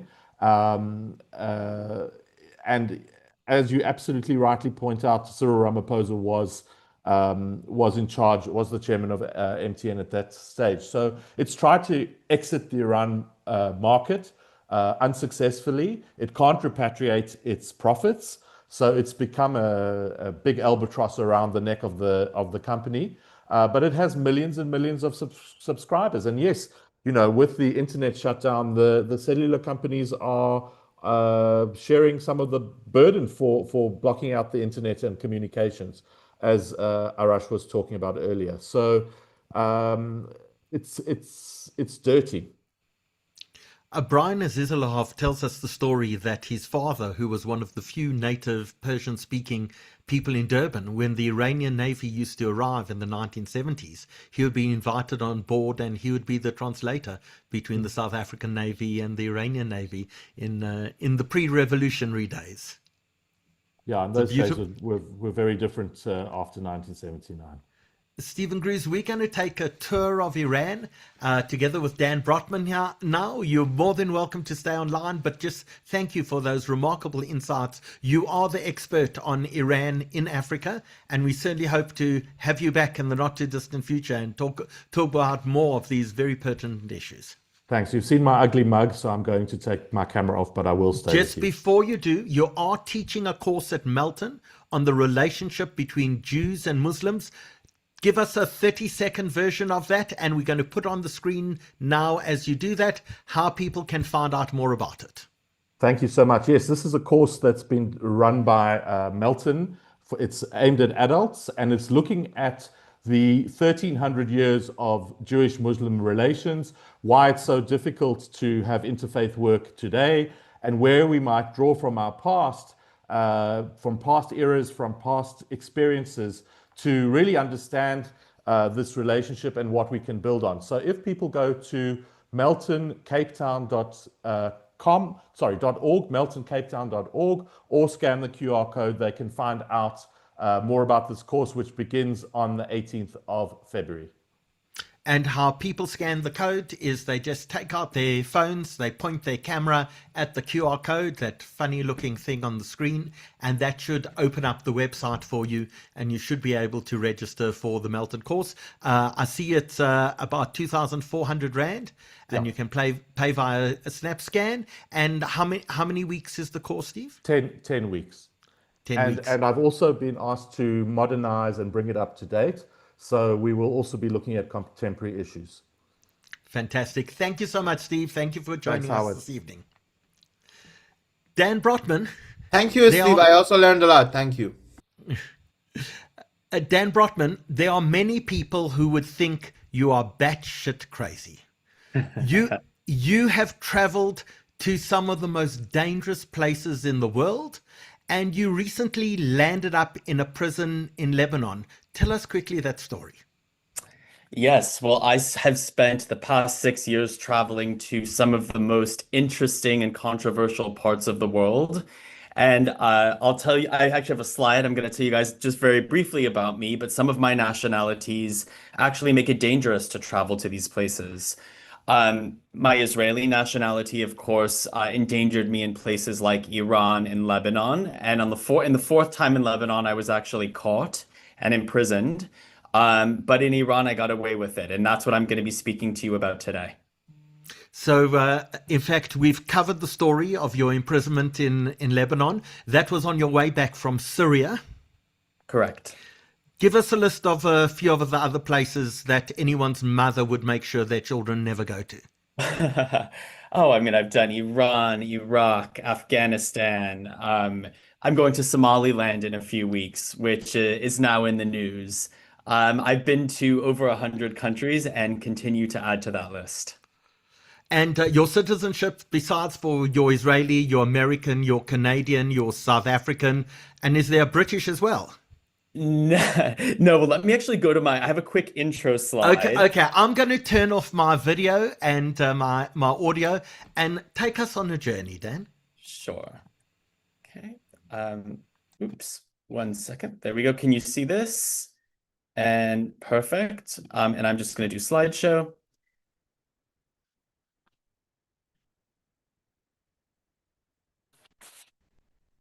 It's just loading. There we go. There is me. This is actually me being interviewed by Ayatollah Khomeini's official Instagram account at his tomb on the 40th anniversary of his return from exile. More to come at the end of my presentation about how that happened. So as Howard mentioned, I belong to a few countries. I'm American, I have South African citizenship, I have Israeli citizenship, and I'm about to also become a Canadian citizen. I'm currently based in Montreal, Canada, but I spent the majority of my adult life in South Africa.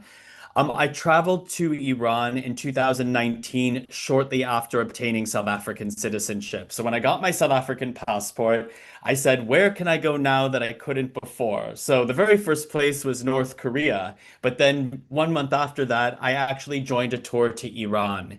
And for those of you who don't know me, even though I'm overseas right now, I still write regularly for the Jewish Report. And I have a weekly spot on Chai FM where I talk about Jewish communities around the world, particularly in very remote part of the world where I've spent time. Two shameless plugs. I'm actually going to be in South Africa in a few weeks, and together with Simon Anstey, I'm going to be doing a talk on Sunday, the 1st of March at the Rabbi Cyril Harris Community Center in Joburg. And I'm going to be speaking more at length about some of these places and the Jews that I found in some of the most unexpected places. So that's on the 1st of March. Watch this space. That will be with Simon Anstey. And my shameless plug number 2 is that I recently launched, together with a friend, a new initiative called Project Diaspora Expeditions. We lead group tours to some of the most unique, ancient, and remote Jewish communities around the world, some of which may not last another generation. So we'll be the very final people to see these ancient communities before they no longer exist. Visit diasporaexpeditions.com to find out more, and you can complete an expression of interest form. I think a really good way for me to just introduce my experience in Iran is I'm going to show just a very short clip. Um, can you see this, or do I need to reshare? We can see. You can see the on Instagram. You can see this on sorry, on YouTube. Yes. Perfect. Okay, I'm going to share this. I'm going to refresh it, and we're going to watch this. It's only 1 minute. In 2019, I traveled to Iran. I'm Jewish American and hold Israeli and South African citizenship. What struck me most was how warm and welcoming the Iranian people are. They don't hate Americans or Israelis. In fact, Iranians themselves are not particularly religious. It's one of the only places I visited, along with Taliban-run Afghanistan, where people so openly despise the government that oppresses them. Behind closed doors is where life really happens. That's where Iranians socialize, express themselves, and speak freely. I'll never forget standing in front of the former US Embassy, now called the Den of Espionage, and hearing our guide tell us that he supports President Donald Trump because Trump openly opposes the regime. The nearly 9,000 Jews still in Iran face serious challenges. Their school principals must be Muslim. They don't learn about Israel or the Holocaust. They can't display visible signs of Judaism like a mezuzah on the doorposts. They're barred from civil service, jobs, and owning large businesses. It's a second-class existence. But many stay because moving to Israel means they'll never be allowed back, and selling their businesses means that they will move abroad virtually penniless. Iran's people deserve better. Let's hope that what's happening now brings the change that they've long been waiting for. In 2019... Great. So now we're going to go back. I have more clips about Iran and other places on my Instagram. Dan Brotman, just my name, is my Instagram handle, so you can view more about Iran there.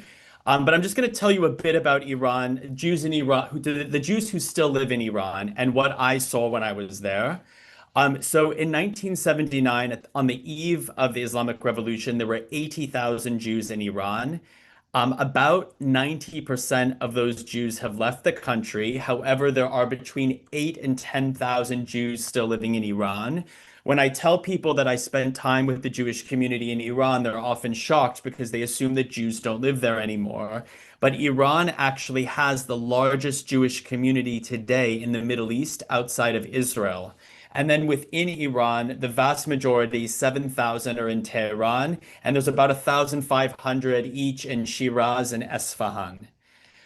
Just in terms of the news, since my visit to Iran in 2019, I'm sure you've seen this, where in this past July, when there were, during the war between Iran and Israel, there were reports that many Jewish community leaders in Iran were arrested on suspicion of spying for Israel. There have been many reports over the past year of arrests of Jewish community leaders and members of the Jewish community, including in the very recent protests. And for those of you who didn't see in the news, in Iran, a Jewish Iranian American from New York was arrested also in July during that war between Iran and Israel. He is in Evin prison, the notorious prison in Tehran. And he's imprisoned because he visited Israel over a decade ago for his son's bar mitzvah. And again, this is an American citizen who lives in the US and went back to Iran for a visit and is sitting in Evin prison now because of that bar mitzvah visit to Israel. So it is a very, very complicated reality that the Jews in Iran face. I was there before the Masa Amini protests. A lot has changed since I was there in 2019, but I would like to just share with you a few short stories about some of my experiences in Iran. So my first Jewish experience in Iran was in the city of Esfahan. It's the third largest city in Iran. And basically what happened is I was on an organized tour and we had a free Friday evening. And so I thought, wouldn't it be cool to just show up to synagogue tonight and go to Kabbalat Shabbat services and to meet members of the Jewish community? So I looked on Google Maps and I saw that there was a synagogue, the Keter David Synagogue, and I was trying to find it on Google Maps, but I was a little lost. And I was with my guide who was helping me, And I stopped a boy in the middle of the street, a random street, and I said, "Excuse me, I'm looking for the Keter David synagogue." And he said, "Oh, I'm going there right now. Just follow me." So I followed the boy to synagogue. The synagogue is located next to Palestine Square. You're going to notice this is a common theme also when I talk about Tehran. And the Torah scrolls in the synagogue are at least 500 years old. When we got to the synagogue, we had to take our shoes off. They had these really beautiful Persian carpets. So you took your shoes off almost like you were going into a mosque. The men sat on the ground floor, the women sat on the balcony. I also noticed that the women covered their hair with a scarf. So of course, women of all religions in Iran have to cover their hair when they're outside. I was just surprised to see them do it inside of a synagogue. And it kind of showed me that they've adopted Muslim customs, like not wearing a shoe, like not wearing shoes, covering your hair. And I thought that that was very interesting. People were terrified to speak to me. I hadn't received government permission to interact with the Jewish community or to go to that synagogue. And I just showed up. And so they were like, "Who is this guy? He's not Iranian. He looks different. He sounds different." And no one would speak to me. Except halfway through the service, a man came and sat next to me who spoke English. And I was able to ask him a lot of questions about what it's like being Jewish in Iran today. Some of the things he told me, he said, "Look around at everyone in this synagogue. Every single person here has secretly been to Israel. But when the government finds out, they do collective punishment on the community." And I didn't know what collective punishment exactly meant. And I wish I had asked, but that's what he told me. He also told me that basically when Iranian Jews go to Israel, they often go to Istanbul to get permission to go to Israel from the Israeli consulate, and that the Iranian state spies outside of the Israeli consulate and sees who goes in and out. And so it's actually quite risky, but many Jews who live in Iran have secretly visited Israel. This was inside of the synagogue in Esfahan. So yeah, I showed you this was in front of the Ark. This was inside of the synagogue. The synagogue was packed. That also kind of surprised me. I don't really know why. But it was completely full. And again, there were more Jewish sites to see in Esfahan. I just didn't have the time. I had that free evening. But I was thankful that he came and spoke to me. Now, here's the thing. If you want to meet any other religious group in Iran, you can do so freely, except the Jews. If you want to meet the Jews in Iran, you have to get permission from the government. So I had already been to synagogue in Esfahan, and I was like, wow, I really want to like get to know the Jewish community in Tehran. So through my tour company, I applied for official permission. It didn't come instantly. So we put in the request, and then I was like, oh my goodness, what have I done? I've now attracted attention to myself. I'm a former IDF soldier. I'm an Israeli citizen. I'm in Iran, and I've now requested permission to meet with the Jewish community. I'm drawing attention to myself. That was such a stupid thing to do. Shockingly, I obtained permission, and that's what this photo is. It allowed me to visit the official Jewish Community Center, meet with the leader of the Jewish community, and attend synagogue in Tehran, which I did. So this is in front of the office of the Tehran Jewish Committee. The Tehran Jewish Committee is the official representative body of Iran's Jewish community. It's almost like the Board of Deputies in South Africa, except it also has more of a religious function too. So it represents Iranian Jews to the government. It oversees Jewish communal life throughout the country. It coordinates religious affairs for the community, as well as welfare services.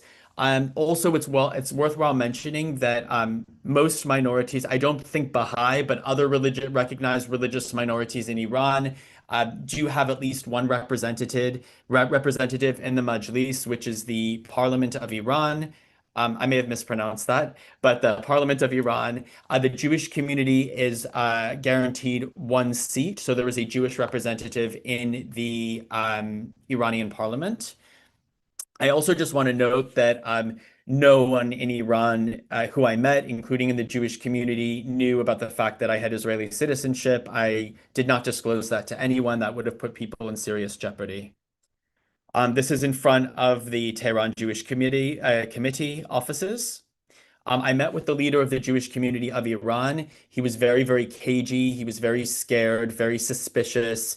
You could tell that I mean, he probably knew that the room was being bugged. They're probably being watched everywhere. So he had to be very, very careful with his words. These were just some photos I took in the office. I believe this is after Ayatollah Khomeini died in the 1980s, and here's the Jewish community, like I guess protesting in a good, well, I guess showing their sorrow and their loyalty to the Ayatollah. Here is the chief, I believe this is the chief rabbi of Iran meeting with, that might be Khamenei, but another Ayatollah. So basically, I mean, they made a real point at the Tehran Jewish Committee offices to show that they are loyal to the Islamic Revolution and the regime. Um, this is just on the streets of Tehran. I mean, again, like this was just a tile with a swastika that I noticed. I also saw, I believe, if I remember correctly, I also saw copies of Mein Kampf being sold. I mean, you see Mein Kampf sold all over the Arab world, but I believe that in Iran I also saw. So this was also like quite shocking for me. Also considering, excuse me, considering that they don't learn. Let me just get some water. Sorry. They don't. That's okay. Take your time. Sorry. This is fascinating. So we want to keep you alive and safe while you tell us this.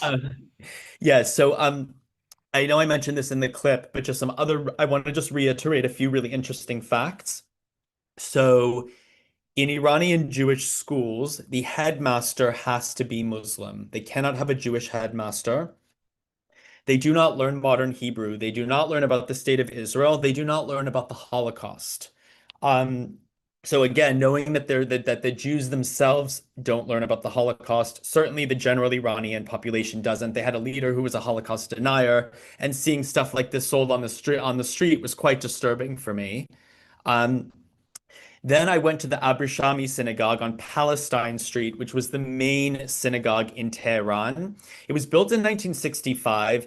It's really more than a synagogue. It's a Jewish community campus. Almost think of it like the Hatfield campus in Cape Town. So it has a school, it has a Beit Midrash, it has a mikveh, it has a kosher restaurant. When I was in Tehran, there were 4 kosher restaurants in the city. I went to one kosher restaurant. You would not know that it was a kosher restaurant. There's nothing that says it's Jewish or kosher. There's no mezuzah. You just have to be in the know. If you're in the know, you know you're in a kosher restaurant. So I went to one of them. The reason why the street is called Palestine Street, it used to be named after the Shah, is because the Israeli embassy in Tehran was located on that street. After the Islamic Revolution, the regime took the embassy over and gave it to the PLO. So, I mean, again, for me, it was quite shocking that the largest synagogue, in Iran is on Palestine Street, and it's like they almost did it on purpose. They did it davka, renaming that street Palestine Street. Just another like cool story. This was on my last day. I had a free full last day in Tehran after my tour ended. I was just like strolling down the street in Tehran. This was not like North Korea. You could be totally, I had Google Maps. I was totally independent. I didn't have to be escorted anywhere. I don't know how this happened. I just like turned my head and I was like, oh, that's a cool antique shop. And it was called the Moses Antique Shop. So I just like walked in and it turned out to be an entirely Jewish antique shop. So I purchased some like incredible things. So I purchased this tile, which was clearly from a synagogue. It says V'zot haTorah asher shel Moshe lifnei bnei Yisrael. I mean, it might be 60 years old or 80 years old, and I bought it. And I had to buy everything in cash. I wanted to buy more, but I bought as much as I could with the remaining cash that I had. And then I bought these like beautiful antique tablecloths that are in Hebrew. I assume they were Shabbat tablecloths. I bought 2 of them. And yeah, that was the end of my spare cash. But it was just incredible, like being in this like antique shop that just had all of these Jewish artifacts for sale to the public. We mentioned Cyrus the Great, just like other cool Jewish adjacent experiences I had. This is Cyrus the Great's tomb, which many people visit in Iran. And as you know, he allowed the Jews to return to build the second temple, and he ended the Babylonian exile. This was interesting. This was in a big mosque in Tehran. These were the Iranian scientists who the Mossad assassinated in Dubai. So this was like a tomb to them, and they're all buried here. You can see like each of their graves. That was quite interesting. Um, yeah, I mean, there was like propaganda kind of in everywhere. I believe this was at the Shiraz airport. This was like at security when you go through the metal detector. It says like down with USA, down with Israel. And then they had I was there for Trump's first term, and they had this like entire like sort of exhibition in the Shiraz airport about Trump. And this is the I guess the Shah in exile who lives in the US, who you were speaking about earlier. Um, this was okay, and I'll end with, and I'm happy to answer any questions people have. I'll end by saying that yeah, totally by chance, we were in Tehran for the 40th anniversary of Ayatollah Khomeini's return from exile. He flew from Paris. I'm sure you will remember it from the news. This is where he's buried. It's his mausoleum. We happened to be there on the 40th anniversary. And so, yeah, people came from all over Iran. Iran is a very ethnically and culturally diverse country. So, I mean, I don't even know if these people were ethnic Persian, but they're Iranians from a different part of the country. People come and like make pilgrimages. So this was from a sort of a remote part of the country. These were you can see some members from my tour group. The women had to like put sheets over themselves. And then we have some members of my tour group. This was, I just thought you might find this interesting. They did a ceremony laying a wreath at Ayatollah Khomeini's tomb on the 40th anniversary.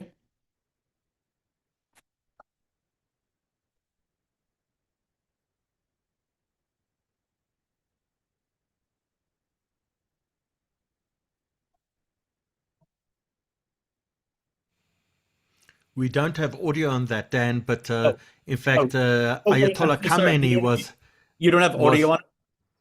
yeah, but the current Ayatollah was photographed there this week. So I apologize for the lack of audio. It is on my Instagram. I do recommend watching it. But anyways, it was very interesting. So you can imagine being an Israeli citizen, a former IDF soldier, that close to the officials, watching this at his tomb. I'll end this. I guess you won't be able to hear what I'm saying, but I'll just show you the clip for a few seconds. So his official Instagram and social media people came and they said, we'd really like to interview foreigners. You know, this is a big day for us. We want to hear what you think of the Ayatollah. Could we interview someone in your group? And no one in my group was willing to be interviewed except for me. So here you can see they're interviewing me for his official social media. Little do they know they're interviewing an American, an Israeli, who represents everything that the Ayatollah was against. And the joke was on them.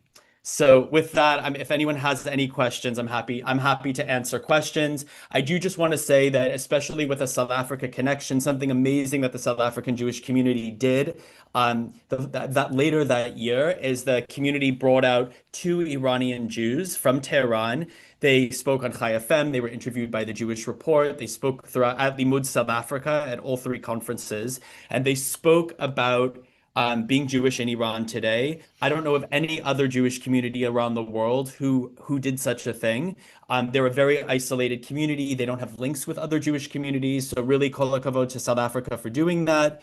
And just one last very meaningful experience I had when they arrived was, as I mentioned, they don't learn about the Holocaust in in Iran. And the night that they landed in Joburg, the Holocaust and Genocide Center hosted an event for Holocaust survivors. And we took them to that event, and it was incredible watching these 2 Iranian Jews speak to Holocaust survivors for the first time, an experience that they maybe only know about from the internet.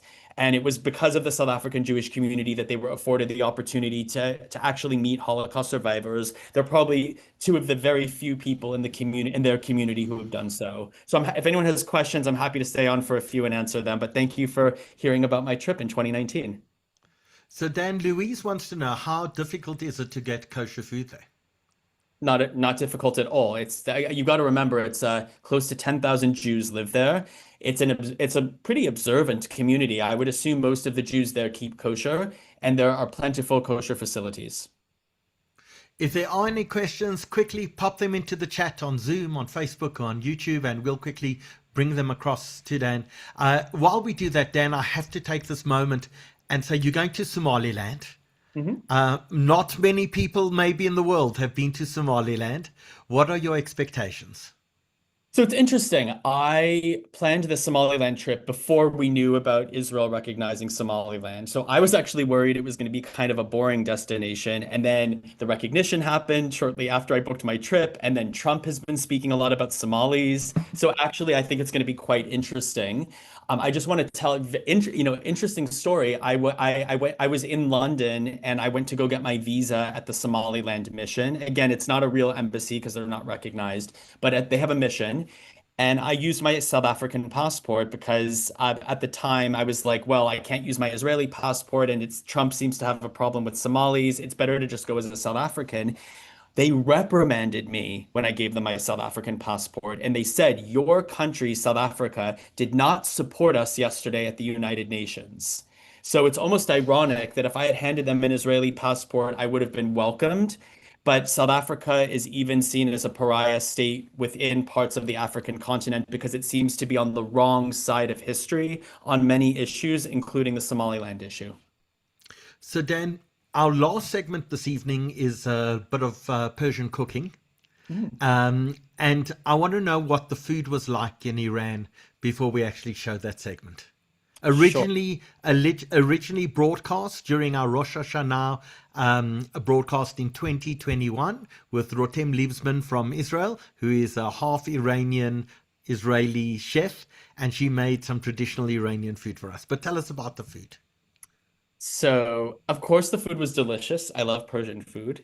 What I do remember was that I was so sick of kebab by the end of my time in Iran. I felt like they ate the same thing every single day. There was no variety. There wasn't like Asian food or it was just Iranian food. And we were just eating meat and rice for like every single meal. Again, it was delicious for the first few days, but I needed a bit more variety. I also remember that in Iran, the burnt rice at the bottom of the pot is like the most prized part of the dish. So, when we were being hosted by people, they would honor us by giving us the burnt part of the burnt part of the rice. I also remember there wasn't a huge restaurant culture. There were restaurants, but I think Iranians, you've got to remember, they're so restricted in their outside lives that they're more comfortable hosting people in their homes. When you're in your home, you don't have to cover your hair. You can drink alcohol. You can criticize the regime. So I think that restaurant culture is just not as big there because it's actually not as pleasant. So we did go to restaurants, but my best food experiences were the home hospitality we had. We went to people's homes. I went to house parties in Tehran where we drank a lot of alcohol and they smuggle it in from other countries like Russia and Armenia, and they also make their own alcohol. But everything in Iran happens inside the home because they are too restricted outside the home. So Dan, Brian is asking whether you had certain foods. I'm going to butcher the names, so forgive me on my Persian. He said, did you have pelo kharosh or chelon nachado? And he said it's baked rice, sometimes with potato, called taidig. I do not remember us precisely. I do remember that we would just let them, they would just order for us or prepare for us. Whatever they gave us was absolutely delicious. Two interesting things in North America, the two largest Persian cities are Los Angeles, which they call Tehrangeles, and many people didn't know the second largest Persian city is Toronto, which they call Tehranto. And both LA and Toronto have Persian neighborhoods where everything is in Persian. You would think that you were in Iran, but just in a Western country. So if you guys go to LA or Toronto, I highly, highly recommend going to the Persian neighborhoods. You will get probably the most authentic Persian food you can find outside of Iran. I was very privileged to spend part of November in the game reserve with Dr. Sheila Nazarian, whose family was smuggled out of Iran with bullets literally being shot at them into a refugee camp in Pakistan before going to America and becoming the Beverly Hills plastic surgeon to the stars, where Sheila now practices. It was quite an experience to meet her, and I hope at some point in time we have her on one of our webinars. Dan Brotman, The stories are incredible. The life experiences are amazing. All of life is a collection of life experiences. And I think you may have lived more than one life in the sort of stuff that you've done. Thank you so much for joining us this evening. Thank you, and I hope to see some of you on the 1st of March in Joburg. Fantastic. And with that, we're going to play out with our final segment. It's a repeat of something we did in 2021. But for those of you who want a taste of Persian cooking, watch this. It is quite amazing. I tried to make it myself. I failed miserably, but maybe you'll have better luck than me. Good night. Thank you, everyone, for joining us.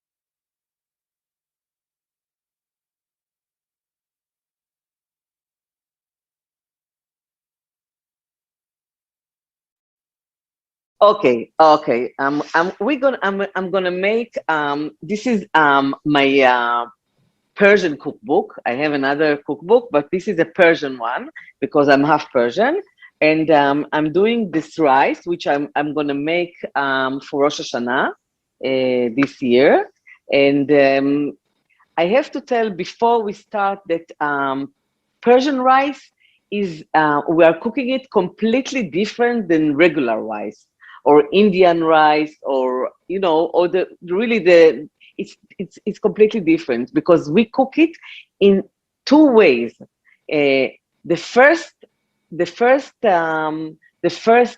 stage, two stages. The first stage to cook is like to cook. I am calling it the Italian stage because it's really like we cook pasta. I have a pot full of boiling water with salt, and I'm just putting the rice after I wash it very carefully, of course. I'm just putting it to cook like pasta alla dente, but rice alla dente for 7 minutes. That's it. This is the Italian stage. And then we're going to the second stage, and I'm going to show it now.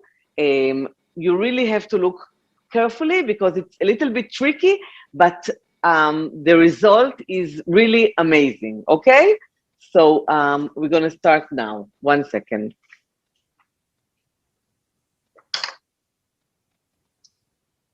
All right. And Ritem, you also cook a lot on TV in Israel, as I understand it. Yes. I have a few series in the TV, Israeli TV, and cookbooks, and a lot of people come here to my house in this kitchen, on this table, and learning together. I mean, this is the thing that I like the most.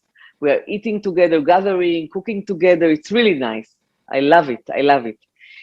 So I'm starting with my pot here. I want to show you. The first thing you put oil.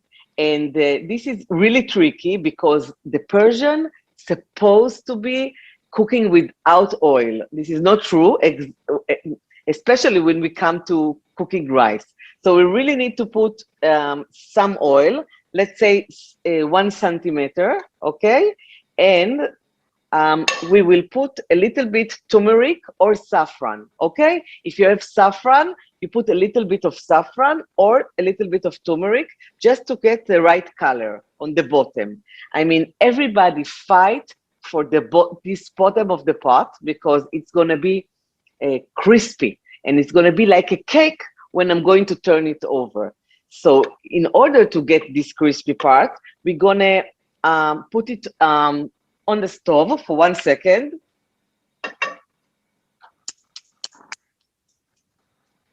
And then I want it hot, and I will show you why. Because the first layer, it's going to be layers. This is how you make the special rice, layers of some stuff. And the first one will be potato, this thick, because it's very nice when you flip it over to see a crispy potato as well with the rice. So I'm going to show you how I put it, and then I will start with the layers of the veggies, the meat, and the rice, of course. So 1 second. Okay, that will be enough. It's a little bit warm, just to make the turmeric, you see, melting with the oil. And I'm flipping it like this because I want a little bit of the oil on the sides as well. Okay, so I'm starting with my potatoes. I'm putting, yes, I don't want to burn my kitchen. Okay, so I'm putting my potatoes the way you want it, and as much as you want. I mean, some love to put all of it. I like a piece of burn rice as well with my potatoes. And now I'm starting.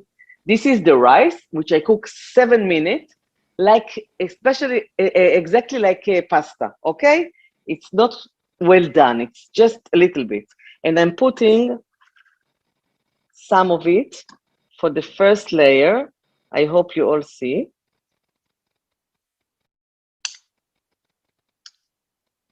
And I do like this, you see? I want some of the rice to go with the potatoes. Okay, so this was the first layer. And now I'm starting to put first layer. I will put carrot, which you see, it's like a cubes. And with a little bit olive oil, I caramelize it. And of course, turmeric, because the Persian love turmeric and it's very healthy, so it's good. And I'm doing the first layer. I will put generously my carrots, which will be a lovely color while I'm going to turn it. Okay. Okay. Now, I have here meat, a shoulder cutting like cubes, not very big. I will show you the size. And I was cooking it long way until it's really soft. And the uniqueness of this, of the taste is I cook it with pomegranate paste. You can buy pomegranate paste. It's very Persian. And I'm making it myself.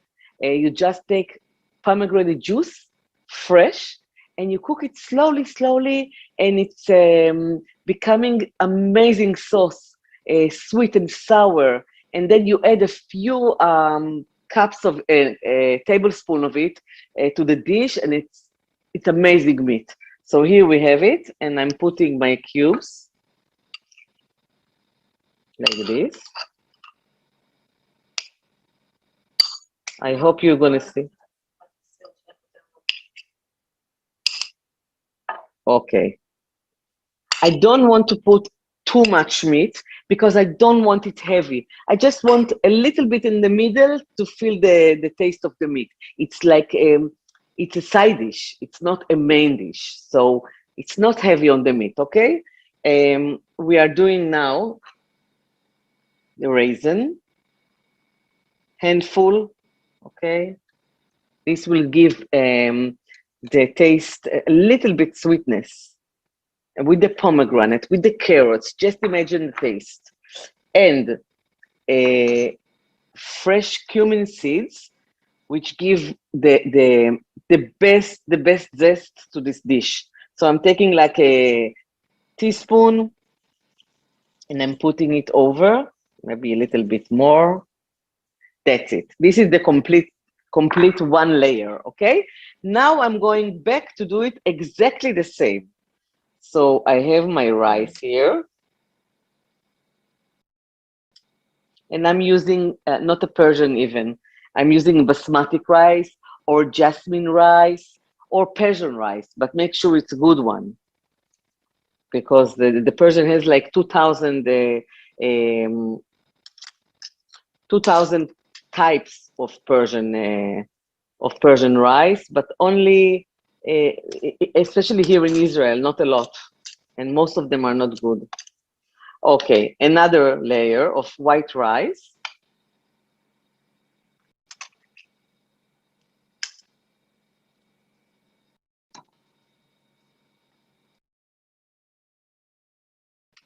And again, raisin.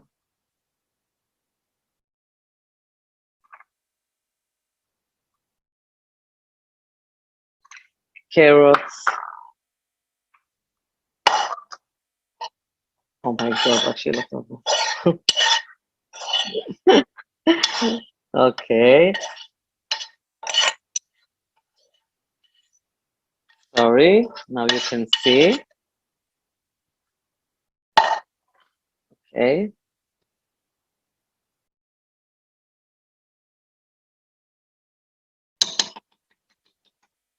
And my cumin seeds. Okay. So The Rotem, last, while you're doing that, can you tell us the carrots, are they raw or cooked already? And the potatoes, are they raw or okay, cooked? okay. The potatoes, first of all, raw completely. Just potato, and I don't want it too thin because it will burn. This, I want it this size, and this like centimeter size. And the carrots, I pre-cooked them already. I told it, because they are like small cubes, maybe 5 to 6 minutes on the stove with a little bit of olive oil and a teaspoon of turmeric to get them a nice taste. That's it. This is with the carrots. Okay, now I'm doing the last part of this rice.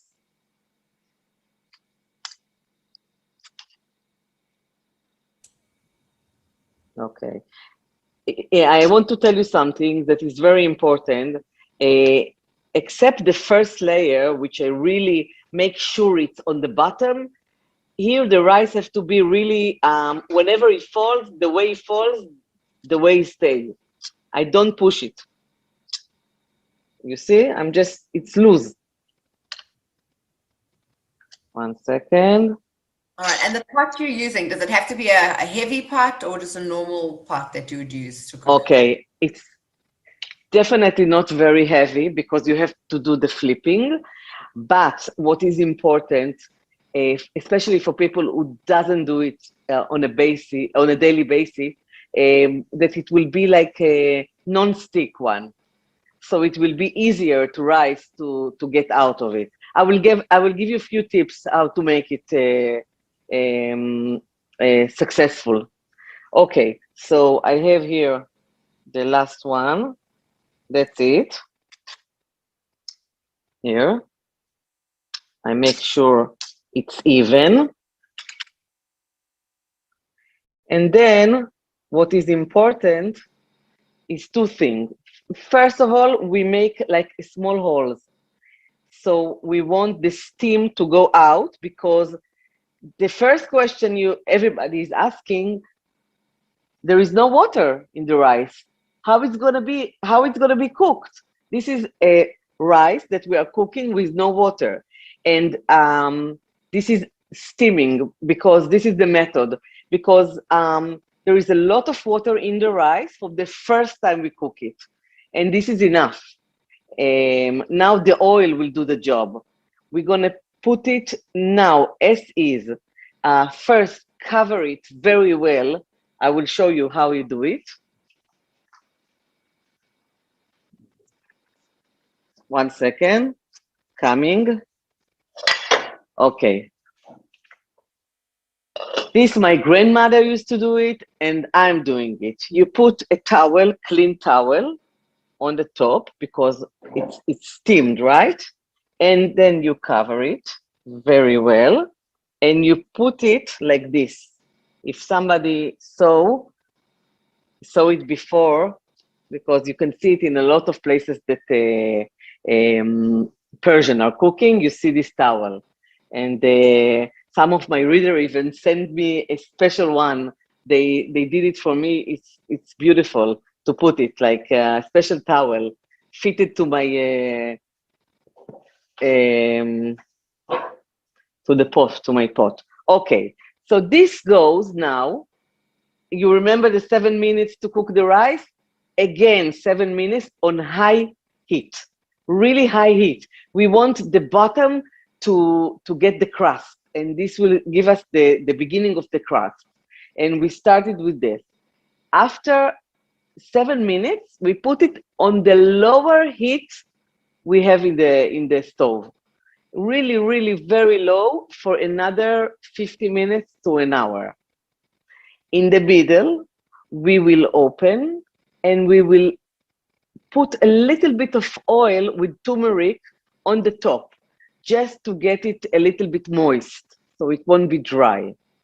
And then we close it immediately, and we get another 20 to 30 minutes, and that's it.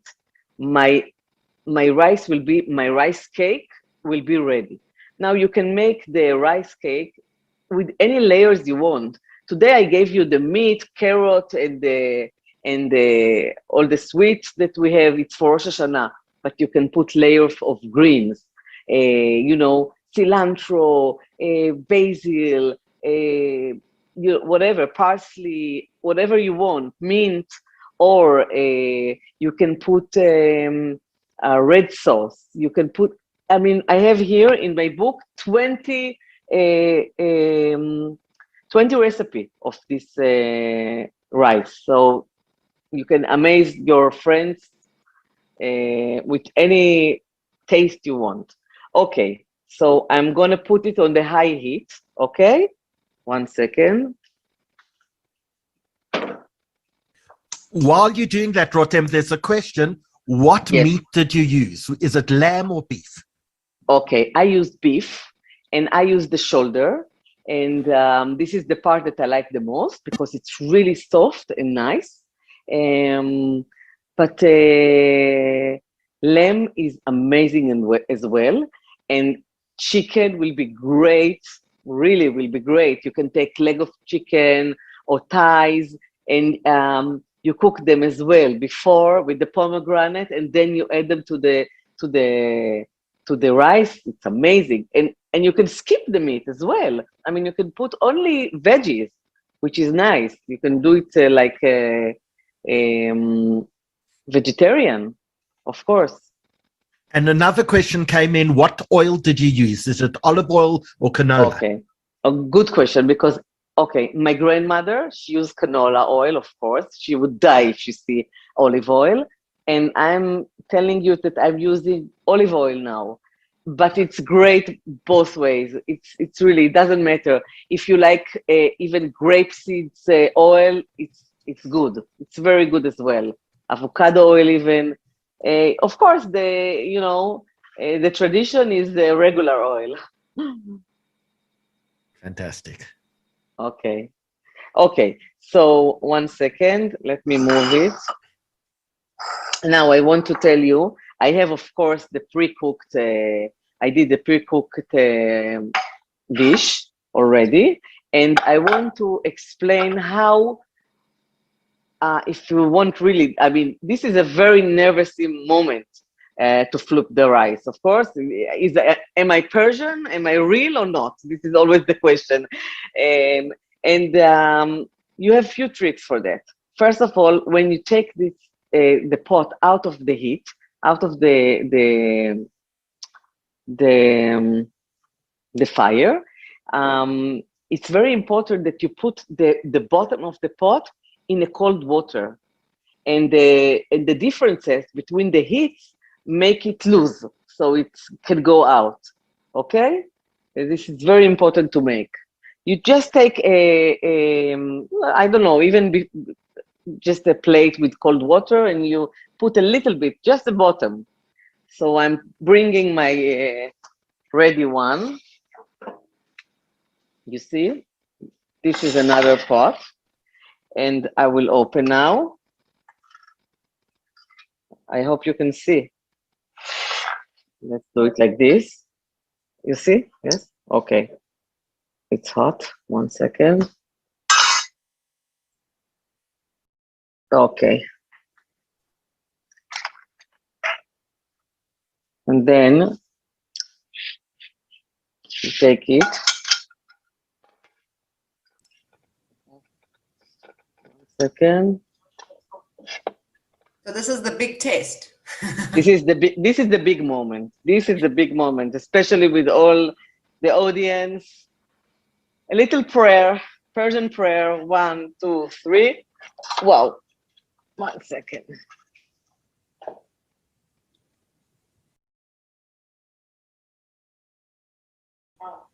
Okay, we have it. Wow. Wow. We have it. We have it. We have it. We have it. The moment that I'm Okay. Relief. So- Sorry, someone asked what is the last ingredient you sprinkled on? It was the turmeric and olive oil. it's fresh cumin. Cumin. Oh, sorry, cumin. Yeah, cumin. This is fresh cumin. It's yeah. It's Wow. here. Thank you. Fresh cumin. And now I want to show you how is it when first of all, look, this is the potatoes. It's not burned. It's amazing taste. They become dark, like really rubies. And this is, I wish you can hear the sound, but this is the Persian are fighting and killing each other for this part of the rice. I mean, all the fights at the table of Rosh Hashanah will be about this part. So it's better to make a big portion. Now I want to show you how is it inside, okay? And Rotem, Yvonne is saying, don't forget the pot on the stove. She doesn't want that to burn. Yes, I know, but sorry. 1 second. She's a multitasker. She's a blogger. Yes, she's a cookbook writer. Yes, that I told you. She's everything. No, this is 7 minutes. In 2 minutes, I'm gonna do it on a very low heat. Okay, so we all want to see how is it inside. And the way to serve it is really to crush it like this. So I want to see the layer, you see? Okay, we have here the meat, which is soft. We have here the carrot. Oh, this is the cumin seeds. The smell is so good, and wow. Okay, I will bring a plate, a small plate. 1 second. Dina, it's worth going into quarantine just to be able to go taste Rotem's food. Absolutely. Well, she promises to feed me. I must her there. Okay, so each one gets, let's say, you just dig in. You can see. Okay. This is whoever, everyone in the family holds back, so everyone just goes straight for the exactly. Rice. And then I cannot even, this is the way you eat it. I mean, with the hands, okay? I have to try. We insist that you try for us. Wow. Really amazing. I mean, this is the food I like the most.